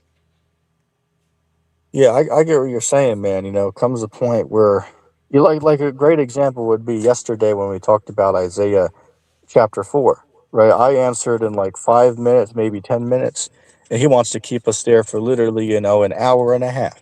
It's like, come on, man. We can agree to disagree and move on. We don't have to sit here on, one verse for, an hour and 30 minutes. You know what I'm saying? Yeah. It gets aggravating sometimes Now, what do you dealing think with about that verse where naive Jay people. was saying that Solomon was white because he said his legs were like pillars? Well, I want to point out that the text there, like even mentioned about the pillars of marble, and that's talking about it's like metaphorical language of speech. It's not saying that they are white skinned. It's just Is like it? an allegorical saying is Because what I there's would a argue. verse where it says the Israelites' spirits were white like snow. It was talking about the spirits, not the actual skin color. But Jay will keep saying, "Oh yeah, it's the skin color," because they said the Israelites were white like snow. They're talking about the spirits. Yeah, I get what you're saying. I get what you're saying. But like, say for instance, like people around the world that claim to see apparitions, right, of like people or demons appear, they typically appear to be like, yeah, like a white type of mist, like an outline of a person, but it's like a white mist, right? That's what people claim when they see apparitions around the world. So that's a fair point. Then he like has like a strange. I don't have a problem with him, do as thou wilt. But he has like a strange. He has like a strange obsession with whites and Hitler. Watch the I mean, term on here, man. oh, sorry, my bad. The mustache man. Yeah, yeah. I mean, it's really just bizarre. Really bizarre. What's going on out here. Yeah. He does have a great point about the mustache man. At least attempting to do something good, but like fighting against the Zogs and the bankers. I mean, but even with that, I still think some of it was staged, possibly. Yeah, I hear what you're saying. Let's see. Yo, Jill, you there? Hey, Yo, what's your question or comment? well, no, I mean I don't want to disrupt what you guys were talking. Whatever you guys were talking about, yeah, Well, I I'll let. mean, to be fair, I seen that Judah mentioned you a minute ago about like saying that Christ was the Father, and about that, you want to speak about that why he's here? Do you guys Christ disagree? was the Yeah, Father. because No. Christ is not the Father. I mean, he said that multiple times in the Wait, Bible. If you do whoa. my When did I Father's ever say? will, Whoa, then Or, or hold on, let me hold on. wait, When hold did I on a ever say second. Christ was the Father? I never said Hold that. on a second. Let's clarify before everybody gets all hyper. Speaking of Jill, let's clarify real quick. Right. Yeah, Jill, you let's do that believe? Oh, because you're okay. jumping. You're Just saying that something I never hear me said. what I'm saying a second. So Yeah. we could, okay. So Jill, I'll just ask you a couple of yes or no questions so we understand your premise, Mhm. so we don't Okay. misrepresent you. Well, Christ is not the Father. You So that you be, first and can foremost. you be quiet for a minute, please? Thank you. So my Sure. question for you, just a yes or no, is Jesus God? Just a yes or But that's no. not what he just said. He said, "Is Christ the Hey, Father?" Yes, Jesus Jill, is God. Right. Jesus is now God. I'm gonna get to it, but just you Okay. got to play with me here, so before this gets hectic. We gotta Okay, be clear as so to what Jill we're asking. confirmed that he doesn't believe that Jesus is the Father, but you do believe Jesus is God, correct? Jesus is Yahweh. Yes. Okay. He Now answer this identifies himself question. as Yahweh. So Yahweh is the most high God, correct? That's right. Jesus identifies himself as Yahweh. Correct. Yeah. Okay, very The good. Most High. Again, even though I disagree, I'll take his answer for this round of questions. So now the next question is God the Heavenly Father? Is God the Heavenly Father? Yeah, do you said Yod or Yahweh, whatever term you want to use, you're speaking The of the Father. same. The Father is God. The Father is Yahweh. Is how we would say Okay, it. okay, very good. So with that notion, I'm going to ask you another question. You established that Christ is Yahweh, right? That is what he claimed. He claimed to be Okay, the Most High but God. Yahweh. just hear me out for a second. So my next question, with you confirming you believe that Christ is Yahweh, so my next question Mhm. is Christ the Father then? No. Okay. Well, how can let's answer? Let's ask one more. Let's so, ask one so more. you don't understand the doctrine of the No, Trinity? just bear with me a second, Joe. Okay. So you agree that Christ is Yahweh, right? Yahweh is the Father. Then you said Christ is not the Father, though. Christ identifies himself as Yahweh. The Father identifies himself as Yahweh. The Holy Spirit is identified as Yahweh. when did Okay, Christ so say what he I'm was saying God? is, so would you agree by that notion then? If Christ identifies himself as Yahweh, Hmm. and again, I don't agree with the name, but I'm going to go with what he said. So if Yahweh claims to be the Father and Christ claims to be Yahweh, so wouldn't Christ be the Father then if he's Yahweh? No, Why no. not? That's your misconstruing of the I'm doctrine. saying that it seems like a That's not. logical walk down. No, it's not a Judah, you logical walk understand what down. I'm saying? It's not a logical walk down. It's your perversion of the doctrine. But Jill, like I just don't understand how you could say that's a Well, great. perversion of what you're It saying. is Like a I literally perversion. just asked you in face value. I even started very elementary for you. I asked, okay, is Yeah, Jesus a and God? then You you said proceeded to yeah. pervert the Is text. God Yahweh? You said yeah. Is Mhm. Yahweh the Father? Yes. But then he said Jesus is Yahweh. Say okay, but Right? you said that Yahweh is the Father. So how could Christ not be the Father then?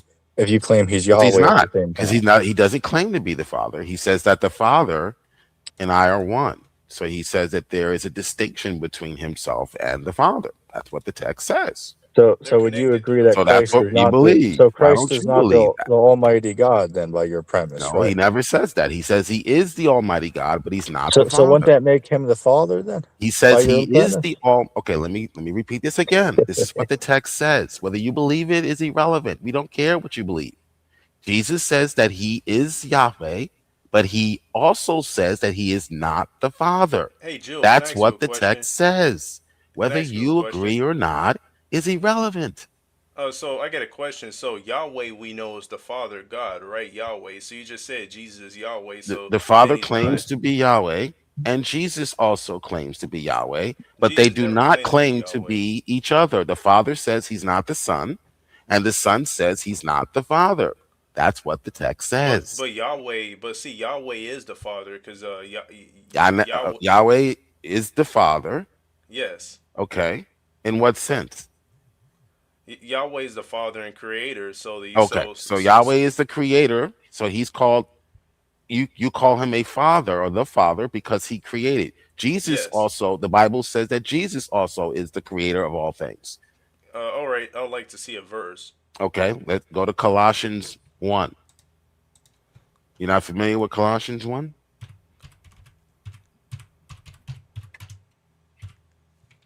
Colossians 1. Right. Have you read Colossians 1?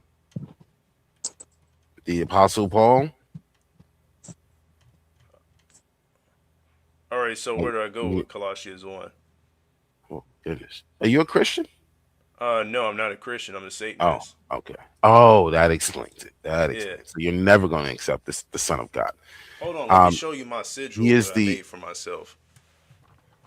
verse 16.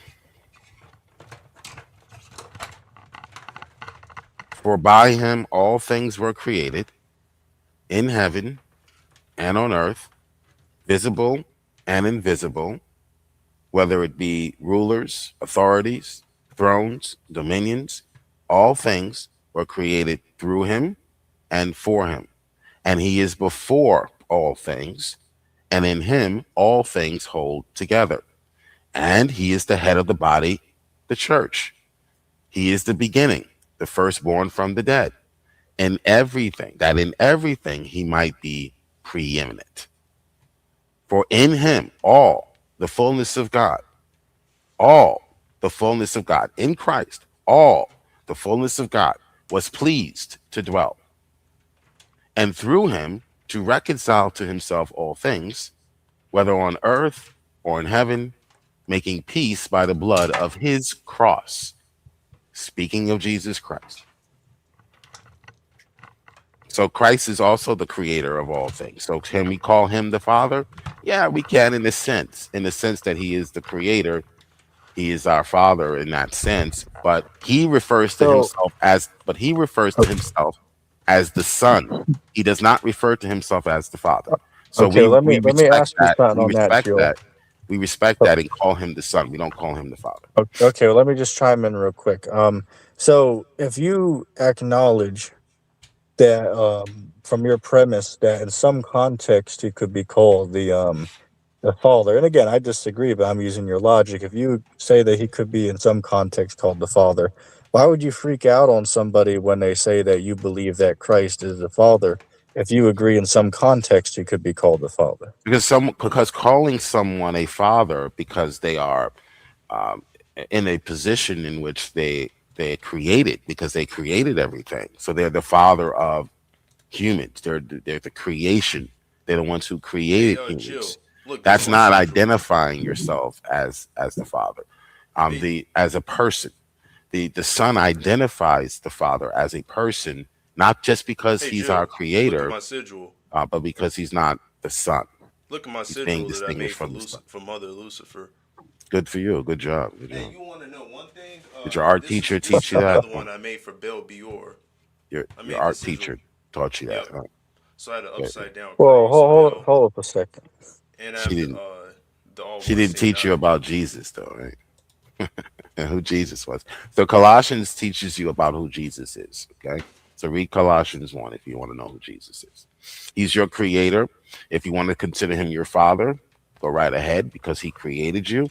But he identifies himself as the son. So we He go never with the son. smashed my mom, so I mean I'm not related to him. What's that? He never smashed my mom, so I'm not related to him. All right, well, Oh, let's okay. cut out that, man. Let's not do that. That's too bad. Yeah, so anyway, so Jill, so when Christ was on earth, he wasn't fully God then, right? No, Christ was fully God. I just read that. Okay. In him, Wait, in wait, Christ, but let me hold read it on. again. In I Christ. wasn't done with the statement. I just wanted you to Oh, clarify. okay. Well, All right, I'm thank you very verifying with much. scripture. Yeah, I don't have an issue with that, but I'm saying my Okay. statement wasn't fully concluded. I just wanted you to confirm so I don't misrepresent you. Mhm. So if you're saying that Christ was fully God on earth, I'm going to ask you in it says in Mark 13:32, it says of that day and that hour knows no man, no not the angels in heaven, neither Christ, but only the Father. So Christ, the Bible says that Christ doesn't know what day he's coming back, but only his Father knows. So would you say when he was on earth, he wasn't all knowing then? Well, that text, you might need to look at that a little bit closer. God Logic has a video out refuting Muslims when they tried the same silly argument. So you might want to check him out as well, God Logic.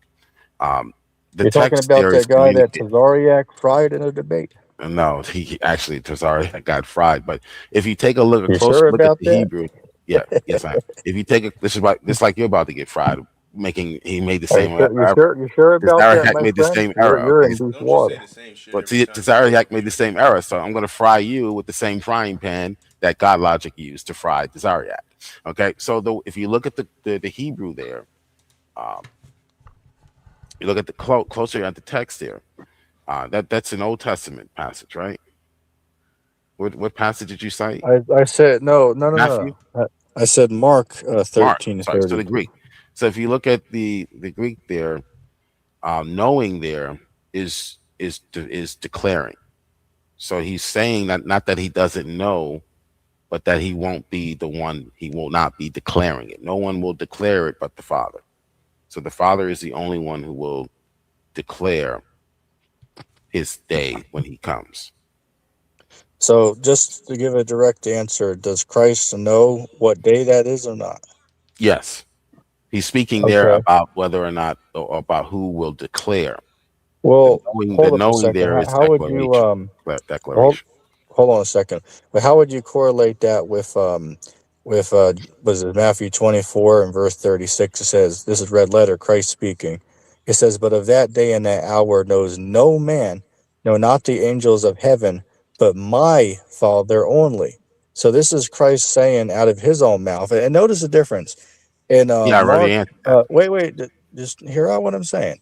In Mark 13, that was the apostle writing there. But this right Yeah, here yeah. is I Christ. answered you. What was my Wait, answer Jill. to that? Well, no. Still, Let me man, my finish. answer, my response. Hey, Jill. Why are you so hyper? Are you Well, drinking you're repeating, you're alcohol or some regurgitating the sweets same. or Drink something too before much you come up? Kool-Aid No. pineapples. Hey, Well, I don't you're want to put regurgitating. you. Hey, Jill. I don't want to put you on mute, Oh, but go when I ahead, go go to ahead, go speak, ahead. I'm you got sorry. to Go let ahead. me talk, and then I show you the Yeah, same go ahead. respect. Sure, It's not sure. difficult. So what I wanted to say is in Mark 13:32. It's not in red letter. That's the apostle writing that and speaking there.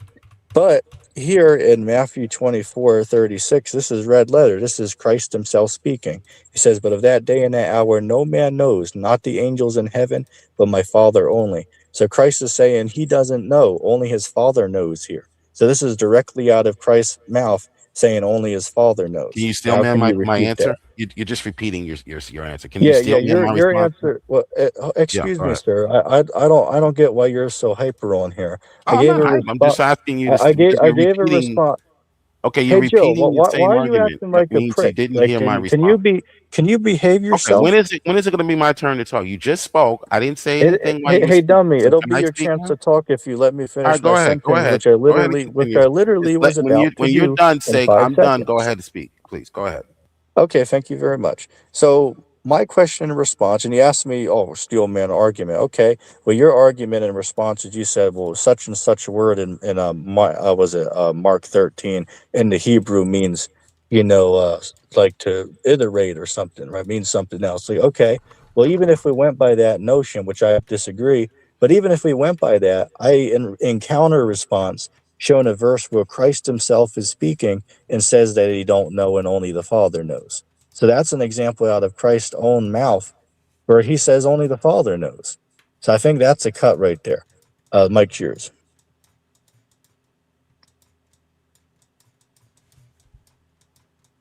Damn, you cut him like a salami slice. Now Jill's about to have to go to the hospital.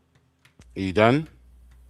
Okay. Yes, All right. sir. Can I you said still that. I man? said the All right. So mic was you just yours. simply. Oh, okay. You're not done. Go ahead. I said the mic was yours. Did you not hear Okay. me? All right. So all you did was restate what we already believed, that Mark wrote it. Mark was a disciple. We already believe that.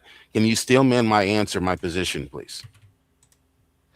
You know, I don't know if Jill is mentally handicapped or something, but in my You in my can't. No, response, Jill All right. Jill in is my So, high off of response, Kool-Aid well, and hold on. This is my pineapple. turn. This is my turn. I asked you to you, steal my you just position. you You just can't. asked me a question. Yeah, Okay. Are exactly. You you just going to asked steal me. man my position or not?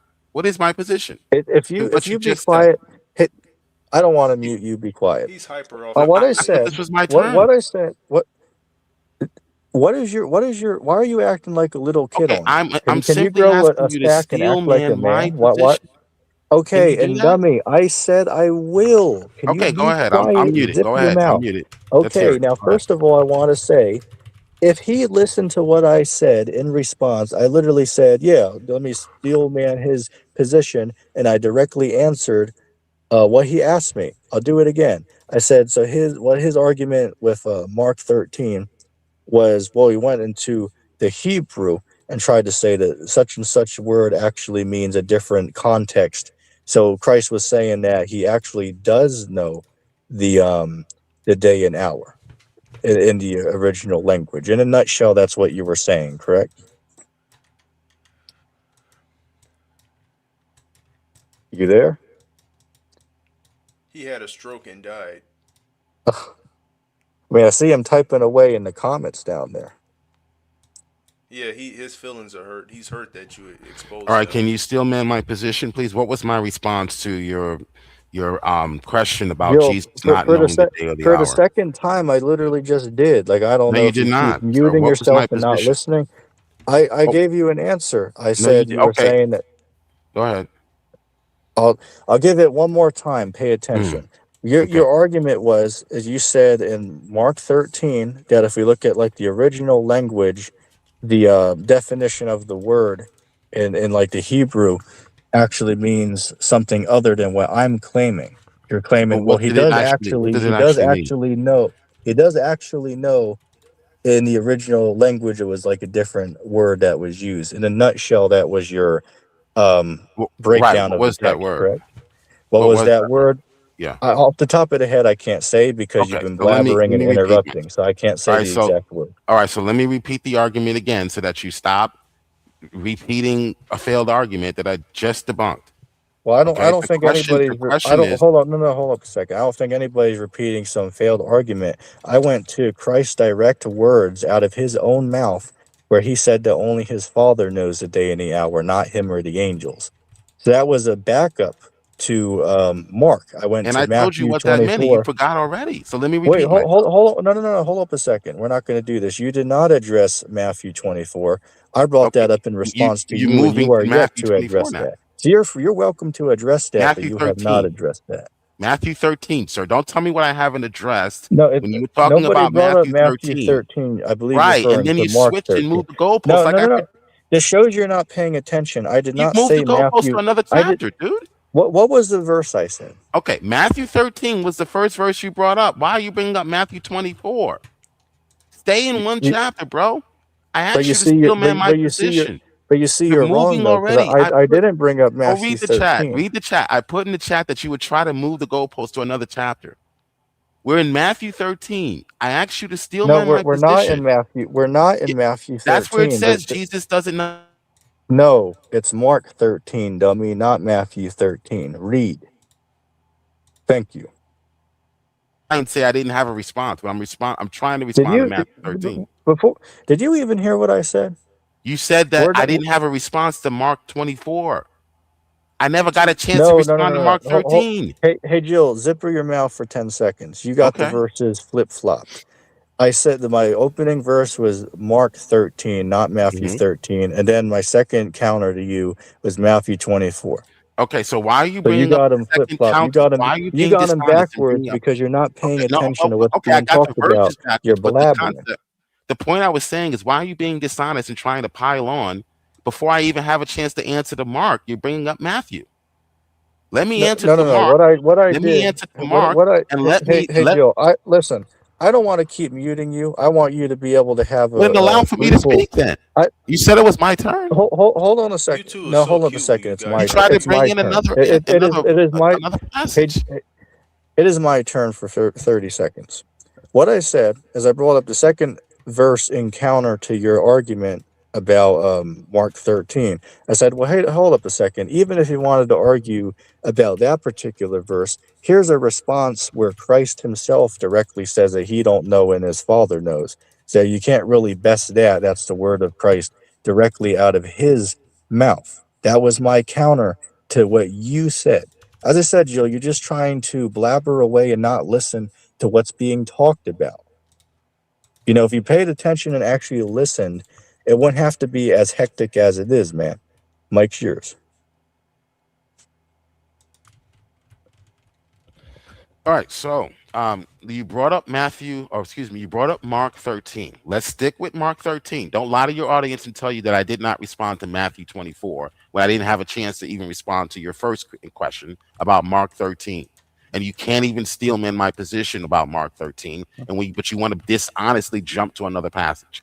Okay, what was my response when Jesus says he doesn't know? What was my response to you about Mark 13? Can you steel man my position? I'll answer one more time, and if you ask me again, I will remove you from the stage because you are wasting our time. I answered and said, your response was, you said, well, if you look at the original language, the Right. particular word actually means something different than what the English version of the word we're Right. reading What did it means. mean? What did I don't say it means something different? Of course we Yeah, disagree you about said you what it said means. something along the lines that he's like he does know, but he's not really, saying that he knows, Okay. something like that. So you If you missed it. want to, if you want to say the exact word you said Okay. to enlighten us, then please do. Yeah. Okay. Please listen this time. All right. Because No, no, no, if no. Hold what up a you second. chose, It's not about anybody not listening. It's the problem is that you're blabbering off on the same subject without. You're just making a damn clown of yourself. I've answered 5 times. I even said, okay, do you want to restate what the word was? I don't know why you didn't do that 20 minutes ago. So only one here that's wasting time is you, my friend. Mike's yours. okay.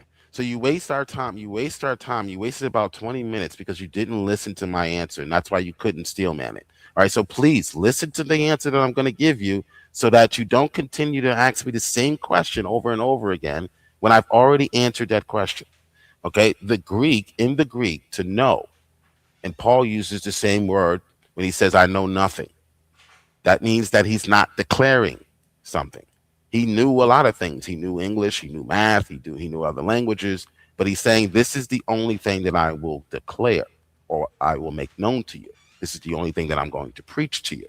Okay, so when Jesus says to make known or to declare, he is saying that the Father is the only one that will declare that hour. He's the only one that will make known that hour. Not that I don't know, but I'm not going to tell you. That's something only for the Father to declare. Okay? So the word know there simply means to declare. It doesn't mean that he didn't have the knowledge of when he would return. Okay, I'll take your answer. I do disagree. For my response, I'm going to read this plainly and clear. For anybody who has half a brain, you can see what Christ is saying. This is Matthew 24, verse 36. Right. Anyone who It studies said, the well, Hebrew, actually, you know what? Let's start a little bit Greek, above.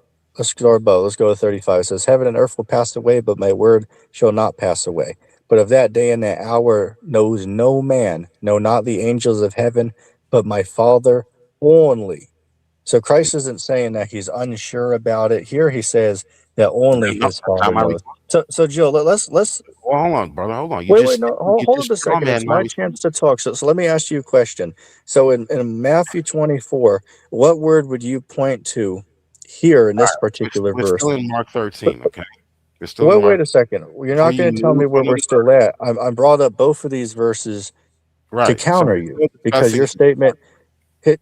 Jill, I'm going to give you a chance to speak, but you need to show some discipline. okay. When I go to I would speak, like to you discuss zip your Mark mouth, 13 and then before you I'll show you the same respect. I don't know why you're acting like a little preschooler. You Hear two what are so cute when you we need argue. to we need to get some things straight about Mark 13 before you run to another passage, please. If we can. I think we've already I think we've already addressed that passage enough. I No, disagree. I disagree with your understanding well, of the text. If you don't like that, that is You're just fine. running from it. That's what you're doing. You're I running. don't think I don't think that's the case. I think I that you wouldn't run just from have you, Jill. a mental problem where you're not able to see what the text clearly and You're plainly right. says. You're running from Christ the says, text. Right. "Hey Joe, let me ask you a question. Is Christ the Father?" I already answered that question. So you're, again, he said yes in some circumstances and no in some No, I did not. I circumstances. did not So say he's giving you. circumstances. If I rewind the He's not stream, the Father. you Jesus said that in is not some the Father. The Yeah, Father is circumstances. he not told me the Jesus. same shit too. Yeah, Yes, yeah. he Did is, he and no, not he's say that not. earlier that in some context Christ can be called the No, Father? Is that no, not what you said? no. He does not identify himself as the Hey, Father. okay, He Joe, who's identifies greater? Is himself Christ as the greater Son. or is the Father greater? He identified. Okay, you're running from Mark 13. No, Let's nobody, stay in Mark no, 13. nobody's running from Yes, anything. you I'm are. just You're trying to trying to make jump sense to other of things. your Keep delusion running. and So I'll hypocrisy is wait. what I'm trying to make. I'll wait. Maybe you can talk to your other guest about whatever you want to talk about. You want to move to something else. But we were Jill, talking about if Mark you don't, 13. Jill, if I'd you like to don't know, continue if with you're Mark not brave 13. enough to talk about it, Okay? then you don't have to talk I'd about like it. to continue But to be you brave need enough to to talk grow a about Mark sack and be a 13. man because you're acting like a Be a little man boy. and stay Is with. what you're Yes, doing. you brought up Mark 13. Stay with Mark 13. Hey, Jill, is it true or false? I did on one hand bring up Mark 13, but did I also bring up another verse that proves my point together with Mark 13? Is that true or false? So why are you trying to make it look like we just talked about one verse and that's it? No, Mark multiple 13. verses So are on the table.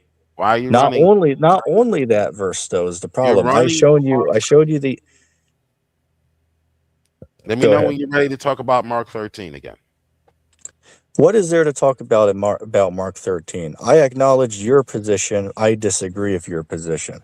Why can't you just be a man and accept that? Why you gotta act like a little Disagree with my preschooler and position. make us He's not a debate one man. He's a verse for 50 femboy. minutes? Well, you need to demonstrate that that the Greek word there, no, means lacking knowledge. Can you demonstrate that?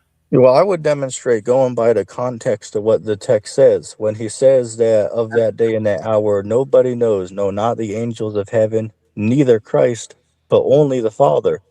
Right. They will Based on not be clear, right. They will not declare it. So declaring based on reading the context, the we can context determine doesn't tell you what. whether the Hey, word hey, means Joe, I got a question for you. Do words mean multiple things depending on the, context? the Answer context my does not question. determine. Okay, tell us Answer how my the question. context. Do Yes, words yes, have sure. different I meanings teach English, depending sure. on But context? you have to So, demonstrate. But you have to be able so to does to know demonstrate. some. Wait. Hold up a Be able second. to I demonstrate. got you in a body bag now. I got you in a trick You bag. do? Does Okay, the let's hear it. word "know" Wow, that's so can it have fucking hot. multiple different meanings Of depending on the course. So usage? now you have to demonstrate Okay, that your meaning okay. So is in you have agreed. You have agreed with me that the word "no" can have multiple different meanings. So my response, so you can stop spewing away this garbage. My response is that in the context of the verse, Mhm. we determine what it means to know. He's saying of that Right. day, And nobody knows. Meaning right. what? That he doesn't know Nobody when will it will declare. be based upon the context of what he is saying. No, where in the context does it Hey, make you okay, good? okay. Where in the con I'm gonna answer you directly. What does Christ mean when he says the Oh, angels he's don't running. know? He's running. So you said in Mark 13.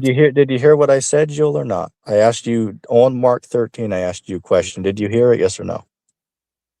Oh, I'm I'll asking you a repeat it. question. Did you hear it? Yes or no? I asked you a question first. Where in the Actually, context? no. I asked the question first, No, and a matter of I've fact, been asking the same this question. shows You how didn't even dumb try to you are answer because it's actually on the it. very word you keep asking me about, idiot. The word I no asked you there, the what word does no Christ there mean when he based says on the the context. angels don't know? I What does just he told mean? you But the word no there based on the context is means to make known or declare. They oh, will not be I'm gonna the ask angels you will not again. declare. When Christ says No, you're asking me a the question and you're angels not allowing me don't to answer. know, I'm what trying to answer that Jill, question. Why you are are you cutting getting me off? absolutely boiled like a I'm trying lobster to here. answer that question. Can you let me answer You're that not question? answering the question. You don't Yes, know I the am. When question because you Jesus keep says when what was the Jesus question says what to was the know, question I asked you? he's What saying to question did be I to ask? make known. He's not saying he doesn't know because of he doesn't have the Okay, knowledge. He's now saying that once he's again, not making it known. that is not the question. Like Jill, I just find it so That is the amazing to me question you just how asked. arrogant you are. You claim you know the question That is the on question every you just subject, asked. then I ask you what the question is, and you're a mile behind. The That question was you not the asked me is question. what does The it mean? question I What does asked no you mean? That's what you asked me, right? What can does you know show mean? some respect on here? Like, why do I have to I'm treat you like trying a to, sir. I'm 5-year-old? trying to answer your Grow every time some I go balls to and answer have the some question, you table go manners, off. my guy. Go, Come go on. ahead. Go ahead. My question was this. But It's allow very. for me to I'll make it respond. You sweet. asked the I'll make it question without sweet you and cutting me simple. off. I will make it sweet and simple for you. The question was this. You keep asking about no, no, no. And what does it mean to know? And I answered and responded and asked you a counter question. I said, okay, well, what does it mean when Christ says the angels don't know that day? So what does it mean in the context of the angels not knowing? Do they actually know it but are not telling us what it is? Or what would you say that context is when it says that they don't know? All right. So again, you said that knowing there means that he lacked knowledge, that he did not know. It means that he lacked knowledge. I asked you how you were sure that the Greek word odia means to lack knowledge. You said because of the context. So simply, where in the context does it give you a hint that the Greek word odia here means lacking knowledge? Where in the context? Go ahead. Okay, you did not answer my question. Yes, I did. Let me repeat. Let me repeat. The Greek word odia means to make known or to declare, and we see that in Jill, what Corinthians. was Jill? What was my Okay, question to so you? your What was my question? that you asked me was, what does it mean? What does no mean? And I said, no That mean was here. not that. No Once mean again, here I don't means know if to you're make trying to be known. dumb on purpose, but that was not the question I asked you. Hey, I'm going to make a Okay. clip out of you, as Tazariak would All say. right. Well, what's the That is question you not asked? the question that I asked All right. you Well, what for the question 10th did you time. ask? The And allow question me to I answer it this asked time. you. Go Hey, ahead. Jill, can you pay attention for 5 seconds, please? Yeah. The Allow me question to I answer the asked. question so that you don't lie later and say I didn't answer. Go Listen, ahead. I don't have a problem with you answering the question, but based on every example we see tonight, you literally don't know the question because you're too busy talking away. Now, let's listen for 10 seconds. My question to you is if you want to say, oh, well, Christ, well, when it says he knew, that's a different context. It's like, okay, well, what about the angels when it says the angels don't know that day? So are the angels oblivious as well? Or do you change the context for know when it's talking about the angels? So what does it mean by the Amen. So angels you're being don't know dishonest. that day? Okay, let me show you how you're being dishonest again. The word there means to make known. So neither the angels will be making it known, they will not be announcing it. The Son will not be announcing that day. Only the Father will declare that day. Okay, so the term there, whether it's talking about the angels or Jesus, it means to be making known, not lacking knowledge. Okay, so the angels may even know, but they are not going to announce it. That's what no means in the Greek here. Wait. So Now, you're saying I ask that the you, angels they might know the day Christ is coming back, but they're not going to tell because mankind. the word there is not speaking about knowledge or lacking knowledge. It is speaking about who will be the one to declare the hour, to make known the hour. That's what the Greek word means. So only the Father will be declaring that day. He will be the one that will be making known that day. And the Son will not announce it. The Son came to announce something else, a different day, the day of judgment. That's what the Son comes to declare. That's what he comes to make known. It has nothing to do with lacking knowledge. Okay, so I asked you, what in the context makes you believe, other than what you were taught, other than what you were taught, what in the context makes you believe that no here means that he lacks knowledge, or that the angels lack the knowledge, or what in the Okay, Greek? I will answer once more again. I think your position is absolutely a brainwashed and ridiculous Mhm. position to have. Now, before you Show overtalk me me, your let me context. respond. Hey, Okay. Joe, can you just can you pipe her down a little bit? Like, I don't get why you're Well, so I would prefer hyperactive. you just I literally respond. said that I'm going to respond, and this will be the final response for this particular subject matter. Mm-hmm. Okay, See if it's an so actual response to my question. Go ahead. okay, Matthew 24, verse 33. Let's start there. So likewise, so when you shall Whoa, see we're all these still in things, Mark but 13, bro. Where but you going? they're literally the same No, they're exact not, thing, sir. though. Stay in Mark 13, please. What in the context makes you determine that knowing here is a lacking of knowledge, or not knowing here? The Greek word oida means that Jesus lacked that knowledge. Where in the context made you determine that that's what it means? Because you made the claim that the Okay, context I'll answer your I will answer your question, but will you clarify this before I do that? Do you agree that both Mark 13 and Matthew 24 are talking about the exact same discussion that the of apostles had with perhaps, Christ? sure, perhaps here, but we're in Mark 13. You No, said no, in I don't context, want to hear perhaps. I made the want to hear claim a yes about or Mark no. 13. Hold on. A You yes or made a the no, and claim then I about will Mark answer your 13, question. not Matthew. You made the claim about Mark, Dummy, not I have Matthew. Mark 13 in front I'm of my trying to get eyes you to here. back I up your literally, I don't know what this guy, I don't know if this guy got like a bug up the ass or something. I don't know what He his got issue cocks is. in I his literally ears. said that I'm going to Mark read what 13, you're bro. asking. Let's say Mark 13. You made the claim about Mark 13. Man, this guy is just so arrogant. It's unbelievable. Dummy, I literally said, open your ears. I literally said, I have the chapter in front of me and I will read it. But I All right. asked you to clarify. Do you agree Clarify what? that dummy, I'm in the middle of making the sentence. Can you like hold your breath? Well, what is your problem? Yes, I'm asking you to clear. Matthew is a Oh my lot. A lot God, of things Joe, in I'm gonna Matthew give you one were more repeated. chance, and Yes. then you're getting booted out of here. I've been very polite with Trying you, to but now you're deflect. starting Just to push deflect. my buttons a little bit here. Deflect. My Deflect. question, my listen to me one more time. I'm going to read what you asked me to, yes, but I'm asking to clarify first. Do you agree that Matthew, hell, now you got me confused. Mark 13 is the same conversation that Christ had with the apostles in Matthew 24. Do you agree, yes or I have no, to go that over. they I are have the to go over. exact same conversation? I'll have to go over to Matthew 24 and read it. But right now we're talking about Mark 13. So can you answer to Mark 13, Okay, please? I will ever answer the question, and to clarify, they are exact same instance, just being Sure. described by different writers. But you made the Because claim about Mark. he didn't know the answer, so that's But the I'm answer. pressing you on Mark So 13. So let's answer to Mark 13 hey because you dummy, made the claim about I'm Mark. going to read what you are asking me. Could you like shut Okay. your mouth for 2 Sure. minutes? You didn't make a Like claim like about I Matthew. I Go don't ahead. get why what your issue is, man. Like chill out a little My bit. issue is you're trying to deflect. That's my But issue. how hey Judah, how is anybody deflecting if I Because we're literally said talking 5 about Mark times 13. I'm You made the about to claim read about the Mark verse that 13, you Yeah, asked me don't. to? and then you Yeah, start I asking about understand. You Matthew. know, Jill is chipping out right here. He's high off Kool Aid Yeah, pineapples. but like just You chill made a out a claim little about bit. a passage. You're running from it, trying to go to another passage. Stick But with guess Mark. what though? But I, guess I what? I think you two were so cute when you guys argue. So I really don't care. that whatever. So yeah, for the audience, I said I was for the 10th time. I said I am going to answer what he asked. He just keeps, as the brother said, chimping out.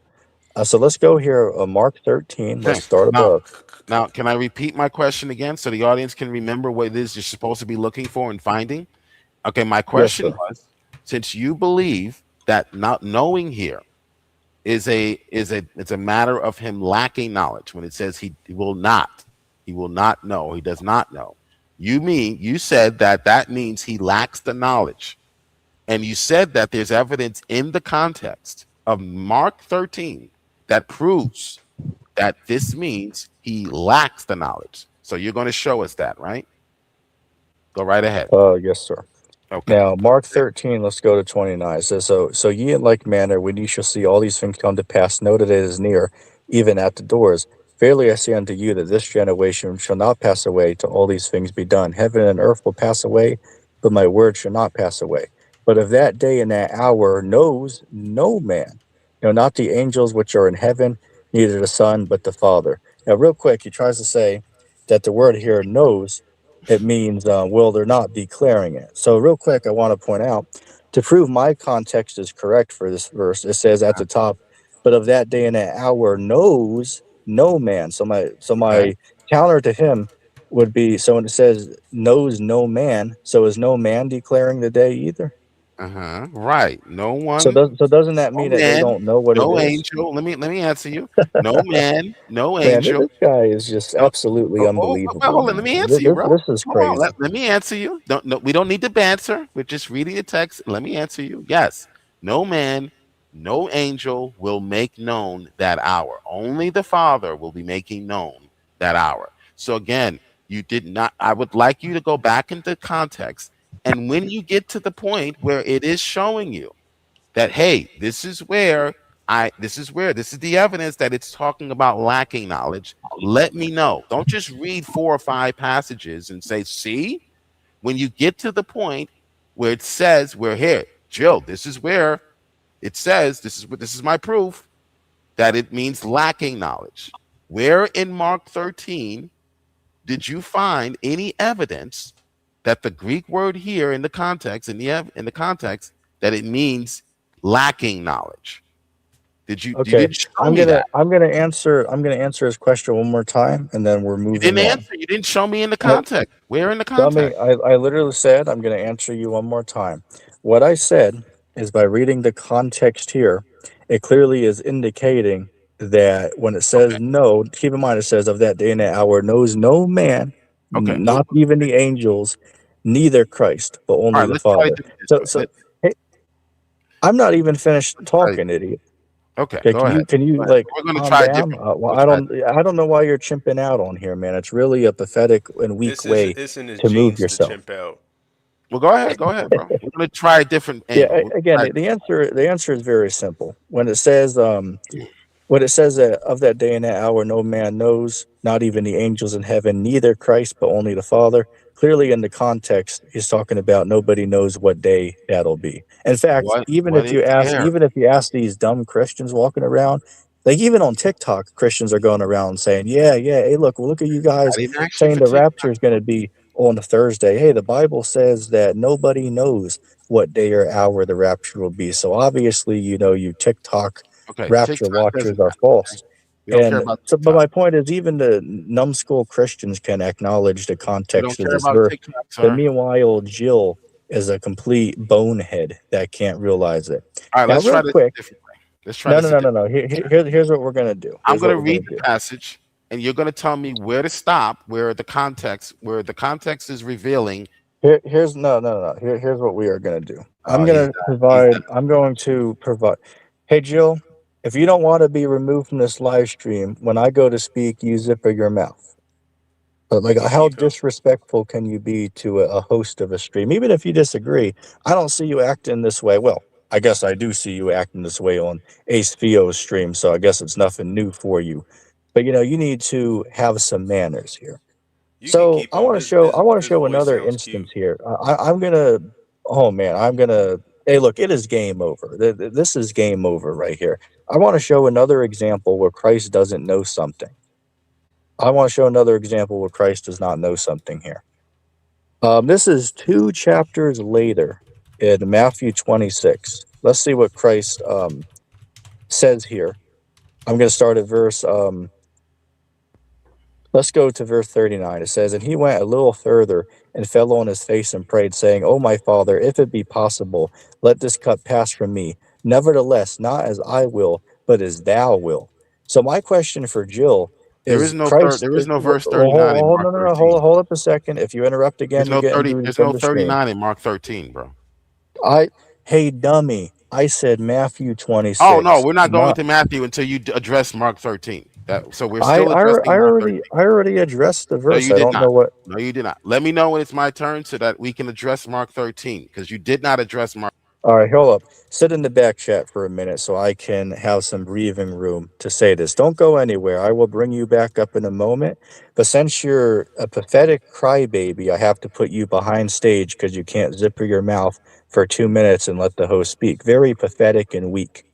But I want to show this other example here since he doesn't accept the notion that Christ wasn't sure about everything, right? The Bible clearly teaches that Christ didn't know everything, right? Like a fantastic example that we kept going over would be Mark 13 and Matthew 24. Christ literally says, of that day and that hour, nobody knows, not even the angels of heaven, neither Christ, but only the Father knows. Well, clearly that's a distinction between Christ and his Father. His Father knows something, but Christ don't know.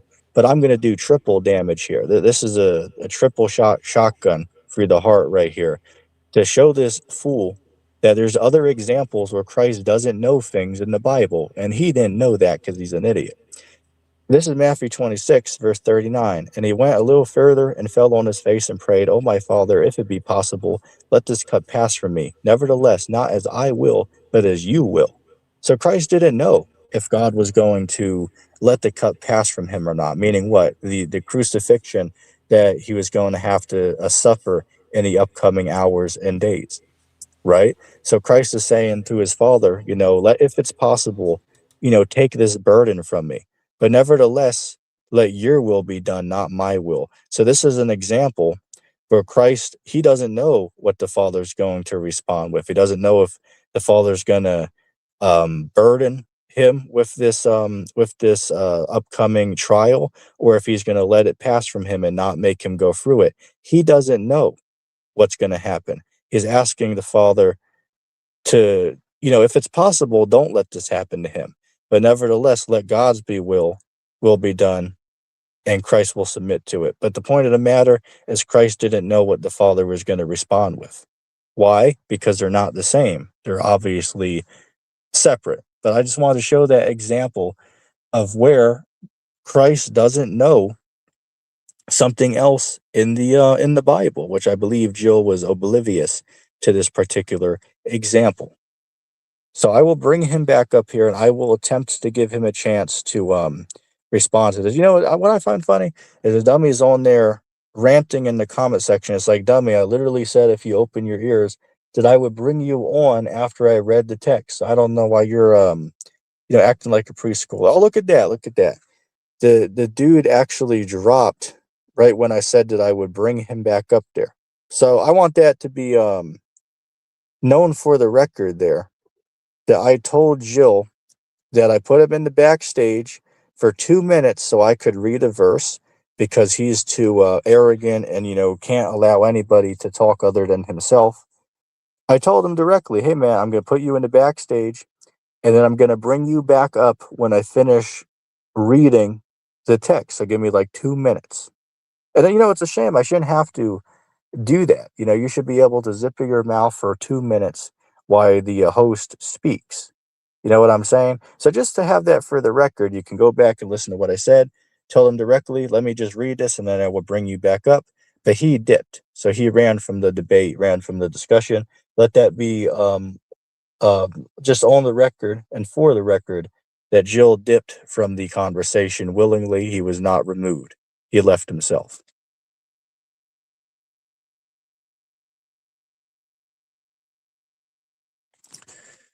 Terry Hobbs said killed someone. Well, who the hell did that? I don't know what you're I don't know what you're talking about.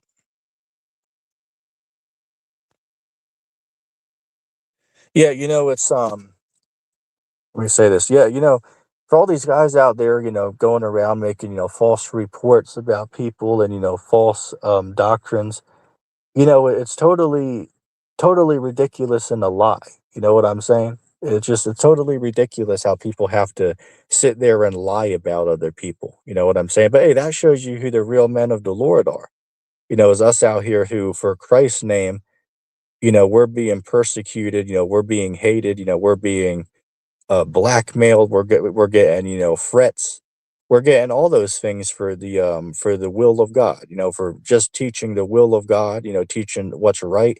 We're getting, haters, getting all these, threats, all people that are against us for various reasons. But, hey, that's part of being a man of the Lord. Being a man of God, comes with these trials. You know what I'm saying? There's some guys out here who are loved, and some guys speaking the truth on the other hand, who are burdened with these things. But that's an indication of who's telling the truth and who is telling a lie. Hey, Christ said the world would love his own, but since you're not of the world, and I've chose you out of the world, therefore the world hates you. That's why people of the world, simps, try to come against what we're saying, because we're actually speaking the truth. And blind and arrogant people don't want to hear the truth. They rather believe a lie. So anyway, I am going to wrap the stream up with there. Again, for the record, I told Jill I'd bring him back up, but he dipped. So that's on him. I mean, he got cooked anyway. I mean, that was absolute, that was brutal. But anyway, I'm gonna wrap the stream up there. Y'all have a good night.